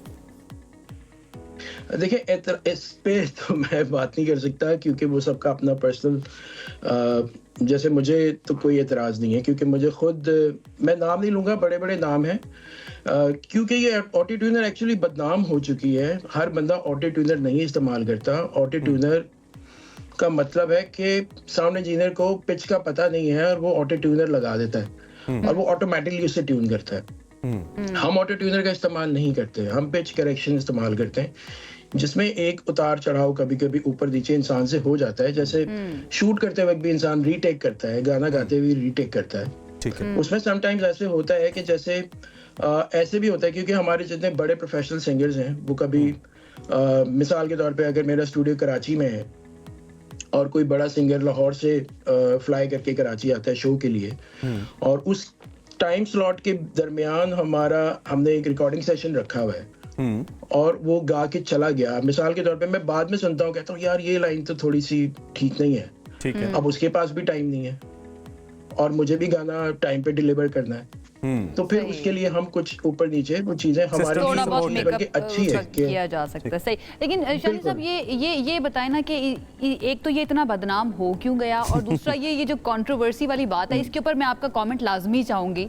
ये जो सारा ने बात की थी आयमा के बारे में, वाकई में क्योंकि सारे गाने तो उनके इस तरह से कंप्यूटराइज और लगता नहीं है कि ये बहुत ही ना रोबोटिक किस्म की आवाज़ है जिसमें ऑटो ट्यून का इस्तेमाल किया गया है। क्या कुछ गानों में नजर आता है कि उन्होंने यूज़ किया हुआ है ऑटो ट्यून? देखिए मैं इसमें बात नहीं करना चाह रहा था लेकिन आप पूछ रहे हैं तो मैं बता देता हूँ कि उसके फौरन बाद आयमा ने अपना एक वीडियो भी रिलीज किया था जिसमें वो लाइव बैठ के गा रही है और किसी को भी नहीं लगा कि वो बेसुरा गा रही है। ठीक, उसकी वजह यह है कि मैंने जैसे आपको पहले अर्ज की कि सुर में ही होता है मतलब सिंगर, लेकिन उसके बावजूद हमें उसके ऊपर थोड़ी सी पिच करेक्शन करनी पड़ती है। अच्छा, एक और चक्कर ये है कि मैं थोड़ी सी हमारे लिए और आसानी करें, सॉरी टू कट यू, एक और आसानी करें हमारे लिए। जब मैडम नूरजहां गाती थी, लता मंगेशकर गाती थी, आशा भोसले गाती हैं, बड़े बड़े आर्टिस्ट के नाम मैंने लिए, वैसे नुसरत फतेह अली खान साहब गाते हैं, बाद में वो भी थोड़ा टेक्नोलॉजिकली सिंक हुए, लेकिन वी नो कि कितनी लाइव परफॉर्मेंस और एक गो में गाने, किशोर कुमार के बहुत सारे गाने। तो इन लोगों को तो पिच करेक्शन की जरूरत नहीं पड़ती थी। आज के आर्टिस्ट को अगर पिच करेक्शन की जरूरत पड़ती है और बड़े बड़े आर्टिस्ट को पड़ती है तो कहीं ना कहीं वो उस फ्लॉ को एक्सेप्ट तो करे ना कि जो रियल म्यूजिक है, जो रॉ म्यूजिक है, उसको कहीं ना कहीं ये लोग कॉम्प्लीमेंट नहीं करते। सिस्टम से मदद लेने में बुरी बात नहीं है, लेकिन ये इसको कोई बुरा कॉम्प्लीमेंट तो ना समझे, फिर कहें कि ठीक है we take the support from system. देखिए मैं सबसे पहले तो बात करूंगा, अगर आप 80s 90s 60s 70s की बात करते हैं उसमें कंप्यूटर नहीं था और हर चीज़ लाइव बज रही होती थी। गिटार भी लाइव होते थे, वायलिन लाइव होते थे, तबला ढोलक लाइव होते थे, सब अकूस्टिक इंस्ट्रूमेंट थे। अब उसमें क्या था कि उसको भी इंसान मतलब आप उसको ह्यूमनली उसको ट्यून करते थे तो हल्का सा उसमें भी आगे पीछे उतार चढ़ाव होता है जो कि कान को नहीं सुनाई देता। तो उस दौर में तो वाकई ऑटो ट्यूनर की जरूरत ही नहीं थी क्योंकि हर चीज जो है वो मैनुअली ट्यून हुई हुई है। आप आई होप मैं समझा पा रहा हूँ आपको। जी मैं समझ। आजकल ट्यूनर की जरूरत इसलिए पड़ जाती है क्योंकि साउंड डिजिटल है, मतलब आपकी पियानो भी कीबोर्ड से बज रहा है, आपका गिटार भी 100% ट्यून्ड है, आपकी हर VST इंस्ट्रूमेंट स्ट्रिंग्स यानी हर चीज जो है वो कंप्यूटर से बज रही है। ठीक है, और वो 100% एक्यूरेट है। उस पे जब इंसान गा रहा होता है तो वो थोड़ा सा ऊपर नीचे बेसुरा साउंड करता है जो कि बेसुरा एक्चुअली होता नहीं है। इसलिए आप देख रहे होंगे कि काफी लोग जब लाइव गा रहे होते हैं तो वो उस वक्त वो सुर में गा रहे होते हैं, लेकिन उनकी भी रिकॉर्डिंग्स में हल्का फुल्का ट्यून करना पड़ता है। लेकिन शानी साहब ये बताए ना कि वो ठीक है आप कह रहे हैं कि वो बेसुरे नहीं होते, सुर में ही गा रहे होते, लेकिन जो बेसुरे हैं वाकई में बेसुरे हैं, क्या उनकी आवाज को भी ऑटो ट्यून जो है वो ठीक कर सकता है? बिल्कुल कर सकता है। ये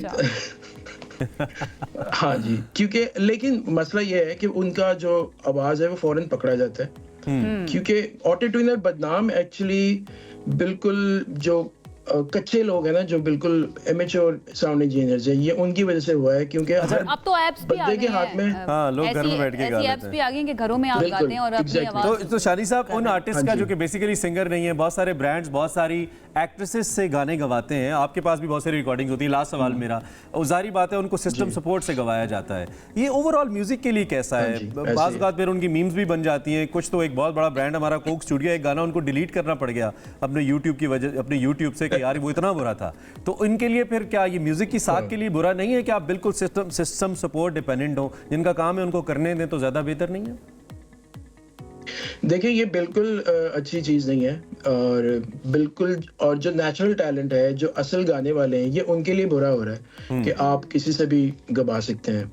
मतलब ये जैसे अभी कुछ क्लिप्स आपने चलाए थे, और इसमें 100% इसमें ऑटो ट्यूनर का इस्तेमाल हुआ है, क्योंकि जो आम, जैसे मैंने आपसे कहा कि एक सुरीला सिंगर भी जब कंप्यूटर के साथ गा रहा होता है तो वो भी हल्का फुल्का बुरा, उसको पिच करेक्शन चाहिए। साउंड करता है। आप एक पाकिस्तान के बेहतरीन म्यूजिक प्रोड्यूसर हैं, और हमें मालूम है कि आपका टेक्निकल जो नॉलेज है बहुत स्ट्रांग है, बहुत बड़े बड़े सिंगर के बड़े बड़े गाने आपने किए हैं, तो इसलिए you were the most pertinent person जिनसे हम बात करें, एंड वी वुड लव कि हम दोबारा कोई और सेशन इस पे करें और म्यूजिक पे बात होती रहे। आपकी आमद का, आपके तबसरे का, आपकी मालूमात जो आपने हमें दी है उसका बहुत। शानी अरशद साहब हमारे साथ मौजूद थे, जो कि ऑटो ट्यून के बारे में बता रहे थे। अच्छा, इतना काम कर लिया ना, शानी साहब बिटवीन द लाइन शानी साहब बता गए हैं जो वो नहीं बताना चाहते थे कुछ सिंगर्स के बारे में। अच्छा, आपने थोड़ा सा कवर भी कर लिया, वो नहीं बात करना चाह रहे थे ना, आपने कहा चलो अगला सवाल कर देते हैं।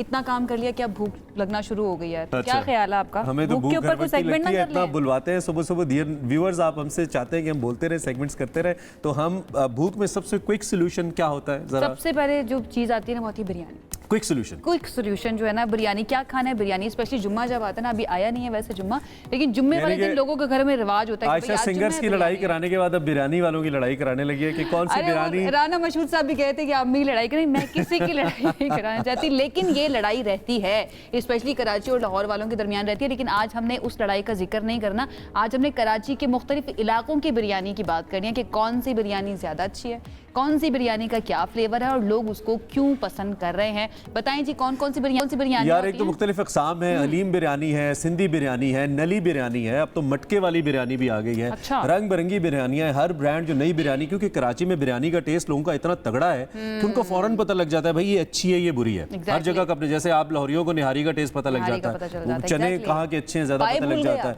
इस्लामाबाद वालों को तो बस जो भी मिल जाए कहते हैं बहुत ही अच्छा है कराची लाहौर से। लेकिन अब ये जो इतने ज़्यादा, एक ऐसे फूड व्लॉगर से हमने आज बात करने की कोशिश करनी है, करेंगे, जिन्होंने 5 साल में कराची के 600 से ज़्यादा रेस्टोरेंट विजिट किए हैं। अब्दुल्ला आदिल हमारे साथ हैं, आप इनका नाम ही गारंटी है, और अब्दुल्ला का और कोई काम ही नहीं है, खाती रहते हैं, जाते रहते हैं। तो लेकिन उसके बावजूद फिट बड़े हैं, तो सबसे पहले तो इसी के बारे में पूछ लेते हैं कि इतनी बिरयानियां खा के 100 से ज़्यादा रेस्टोरेंट्स को आपने रिव्यू किया है, इतने फिट कैसे रहते हैं आप अब्दुल्ला? सबसे पहले तो ये बता दें। थैंक यू सो मच, आप लोगों ने इनवाइट किया। और इस फिटनेस का राज जो है वो किसी हद तक जो है इसमें बिरयानी का भी राज है, क्योंकि जब मुझे कुछ समझ में नहीं आता तो बिरयानी खाता हूँ। बिरयानी ऐसी चीज़ है क्योंकि इसमें वेट का इतना कोई ज़्यादा जो है वो इम्पैक्ट नहीं पड़ता। अब फास्ट फूड में तो डेफिनेटली आप लोग जो है अवॉइड कर रहे होते हैं, तो बिरयानी ऐसी चीज़ होती है जब कुछ समझ नहीं आता, आप कराची वालों को सुबह शाम दिन रात आप कुछ ना मिले बिरयानी दे दें, हम हर वक्त खाने के लिए तैयार हैं। अच्छा अब्दुल्ला भाई, आपके जो भी बेस्ट फ्रेंड हैं, आपकी जो भी बेस्ट फ्रेंड है, वो कराची आपसे मिलने के लिए आए और आज उन्होंने आपसे कहा कि अब्दुल्ला आज हमने बिरयानी खानी है, सबसे अच्छी बिरयानी की तरफ ले चलो हमें, किस इलाके में लेके जाएंगे आज उन्हें आप? बिल्कुल, अच्छा डिपेंड करता है कि वो दोस्त की क्या, पहले मैं पूछता हूँ कि भाई किस तरह की बिरयानी खानी है, क्योंकि कराची के अंदर हर इलाके में हर तरह की बिरयानी मिलती है। अब कराची ऐसी चीज़ है कि शहर है कि आप कहें कि यार कोई बेस्ट बिरयानी बताएं तो बड़ा मुश्किल सवाल होता है ये।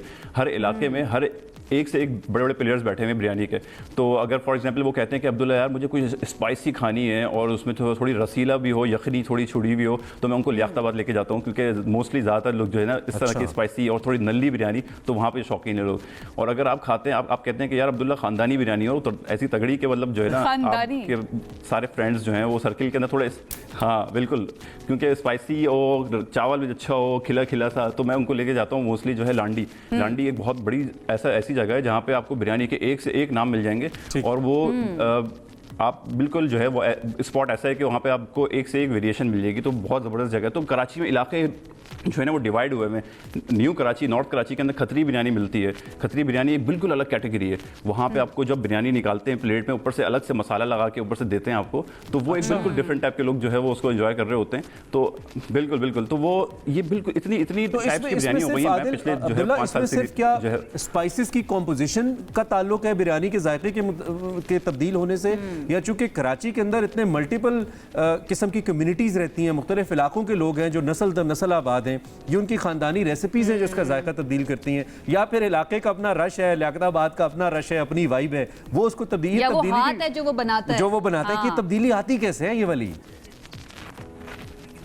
अच्छा देखिए, इसके अंदर ना हर चीज़ का एक अपना रोल है। अब फॉर एग्जांपल आप कहते हैं कि यार मुझे जो है वो बिरयानी ऐसी खानी है जिसके ऊपर मसाला जो है वो थोड़ा सा एक कुछ खड़ा मसाला कहलाता है, जिसको फॉर एग्जांपल आप जब कुछ लोग जो होते हैं वो मसालों को अवॉइड कर रहे होते हैं, ठीक है। कुछ होते हैं जो कि कहते हैं कि यार मसाला रिच हो उसके ऊपर, तो खतरी बिरयानी जो है वो रिचनेस के अंदर है। अगर फॉर एग्जाम्पल आप कहते हैं यखनी बिरयानी हो तो उसमें थोड़ा सा रसीलापन होता है, जो कि बिरयानी में राइट वर्ड है रसीला, तो वो रसीले के अंदर जो है ना थोड़ी यखनी बिरयानी में छोड़ी जाती है, तो वो जो है वो बिल्कुल ही ऐसी होती है, इसमें रवास की बोटियाँ होती हैं और जो है वो आप जो है वो खा रहे होते हैं, तो वो उसमें ना किसी रायते की ना किसी चीज़ की ज़रूरत होती है। तो ये सारी चीज़ें जो ना डिपेंड कर रहा होता है। अगर फॉर एग्जांपल आप मुझसे पूछते हैं कि अब्दुल्ला आप बताएं वेज बिरयानी कहाँ की है, तो मैं कहूँगा कि यार ये मूड पे डिपेंड करता है मेरे कि मुझे अभी खाना क्या है। अब जो है कराची के अंदर बिल्कुल यहाँ पे ना आपको ये बड़ा मुश्किल है कि मैं अगर फॉर एग्जाम्पल मेरा मूड हो रहा है कि यार थोड़ा सा जो है वो स्पाइसी हो अब, और तो मैं कुछ और पसंद करूँगा। अब जो है आप देखिएगा कराची के अंदर जो है वो शिफ्ट होते जा रही है बिरयानी के साथ साथ अब लोग यखनी पुलाव पे आ गए, हैदराबादी यखनी पुलाव की बात करनी थी मैंने आपसे, लेकिन उससे पहले कि सबसे ज्यादा पसंद कौन सी की जाती है कराची में बिरयानी? आप तो कहते हैं ना मूड पे डिपेंड करता है, एक तो ये बता दें, दूसरा ये कि अब जी जो पुलाव का नया ट्रेंड आ गया है कराची में बिरयानी के बाद, इसके बारे में बताएं, लोगों का टेस्ट चेंज हो रहा है? अच्छा, इसके अंदर दो चीज़ें कि अब कराची के अंदर देखिए बिरयानी की इतनी वेरिएशंस है कि अब लोग कहते हैं कि यार मतलब ऐसा लोगों का बस चले तो वो कहते हैं कि बस देख खुले और सबसे पहले प्लेट मुझे मिल जाए बिरयानी की। मतलब इस तरह पे पहुंच गए हैं, क्योंकि कि ना फॉर एग्जांपल अगर आपने बिरयानी ली, अब आप उसमें बॉक्स आपने टेक अवे करवाने के लिए बॉक्स में डलवाई, तो वो बिरयानी आप खाएंगे तो उसमें मैं कहता हूँ कि उसमें 10 से 15% 20% टेस्ट उसका कम हो जाता है, क्योंकि वो चीज़ जाहिर सी बात है पैक होने के बाद आपके पास पहुँचती है तो वो चीज़ नहीं आती। अब लोगों ने क्या करा, मटका बिरयानी, और अब तो छोटी छोटी जो है आपको 2-2 3-3 किलो की देगें मिलने लगी हैं। फॉर एग्जाम्पल 5-6 लोग जमा हुए, आपने देग मंगवा ली, वो छोटी देग आपके पास आई तो आपकी वो ख्वाहिश होती है ना कि देग की पहली प्लेट में बिरयानी की खा लूँ, तो वो वाली ख्वाहिश भी आपकी पूरी हो जाती है। और आप कहते हैं अब मटका बिरयानी की सबसे अच्छी खुसूसी बात यह है कि जो मैं आजकल बड़ा फ़ैन हुआ हूँ, उसकी अच्छी चीज़ ये है कि आपकी फरमाइशी जितनी प्रोग्राम होते हैं ना कि यार ये ऐसी बोटियाँ हो, उसका चावल ऐसा हो, उसके ऊपर थोड़ी सी ये हो वो, तो आपने सारा ऑर्डर पे आपने करवा दिया, आपके पास पहुँचा, आपने खोला, वो गर्म गर्म प्लेट निकाली आपने, तो वो सारे फरमाइशी प्रोग्राम मटका बिरयानी में पूरे हो जाते हैं। तो ये सारी चीज़ें हमने इतने फूड ब्लॉगर से बात की है, इतने लोग आते हैं, जिस तरह बिरयानी को यार आप एक्सप्लेन कर रहे हैं ना, यकीन मानिए कि हर लम्हे मेरे सामने एक नया फ्लेवर गुजर रहा है। क्या बात है, वेरी इंटरेस्टिंग। पुलाव के बारे में, पुलाव की कॉम्पोजिशन हमें बताइए, बिरयानी से पुलाव की कॉम्पोजिशन किस हद तक अलग होती है और पुलाव की मकबूलियत की वजह क्या है? ये तो थोड़ा पंजाब साइड या थोड़ा सा हैदराबाद साइड की सौगात है आई बिलीव, कराची में क्यों मकबूल हो रहा है? ज़रा पुलाव की कॉम्पोजिशन हमें बताइए, और वहाँ पे कहाँ पे अच्छा है पुलाव, कहाँ अच्छा है? मैं बताता हूँ आपको। देखिए बिरयानी से मैं ये तो नहीं कह सकता कि बिरयानी से टोटली शिफ्ट हो रहे हैं, अब डेफिनेटली आहिस्ता आहिस्ता लोगों के टेस्ट बड शिफ्ट हो रहे होते हैं और टेस्ट प्रोफाइल इतनी रिच हो गई है लोगों की कि अब इतने सारे आपने एक्सपीरियंस कर लिए, तो डेफिनेटली आपको कुछ नया फ्लेवर भी चाहिए होता है और आप जो है अपने टेस्ट को कॉम्प्रोमाइज़ भी नहीं कर रहे होते। तो अब पुलाव के अंदर कराची में हो ये गया है कि यखनी पुलाव का ट्रेंड अचानक से स्टार्ट हुआ है और ये हैदराबादी यखनी पुलाव के नाम से जो है लोग जो है वो खा रहे होते हैं। कोई इसको वाइट बिरयानी भी बोल रहा होता है, कोई इसको जो है वो बीफ यखनी पुलाव जो है नाम ले रहा होता है।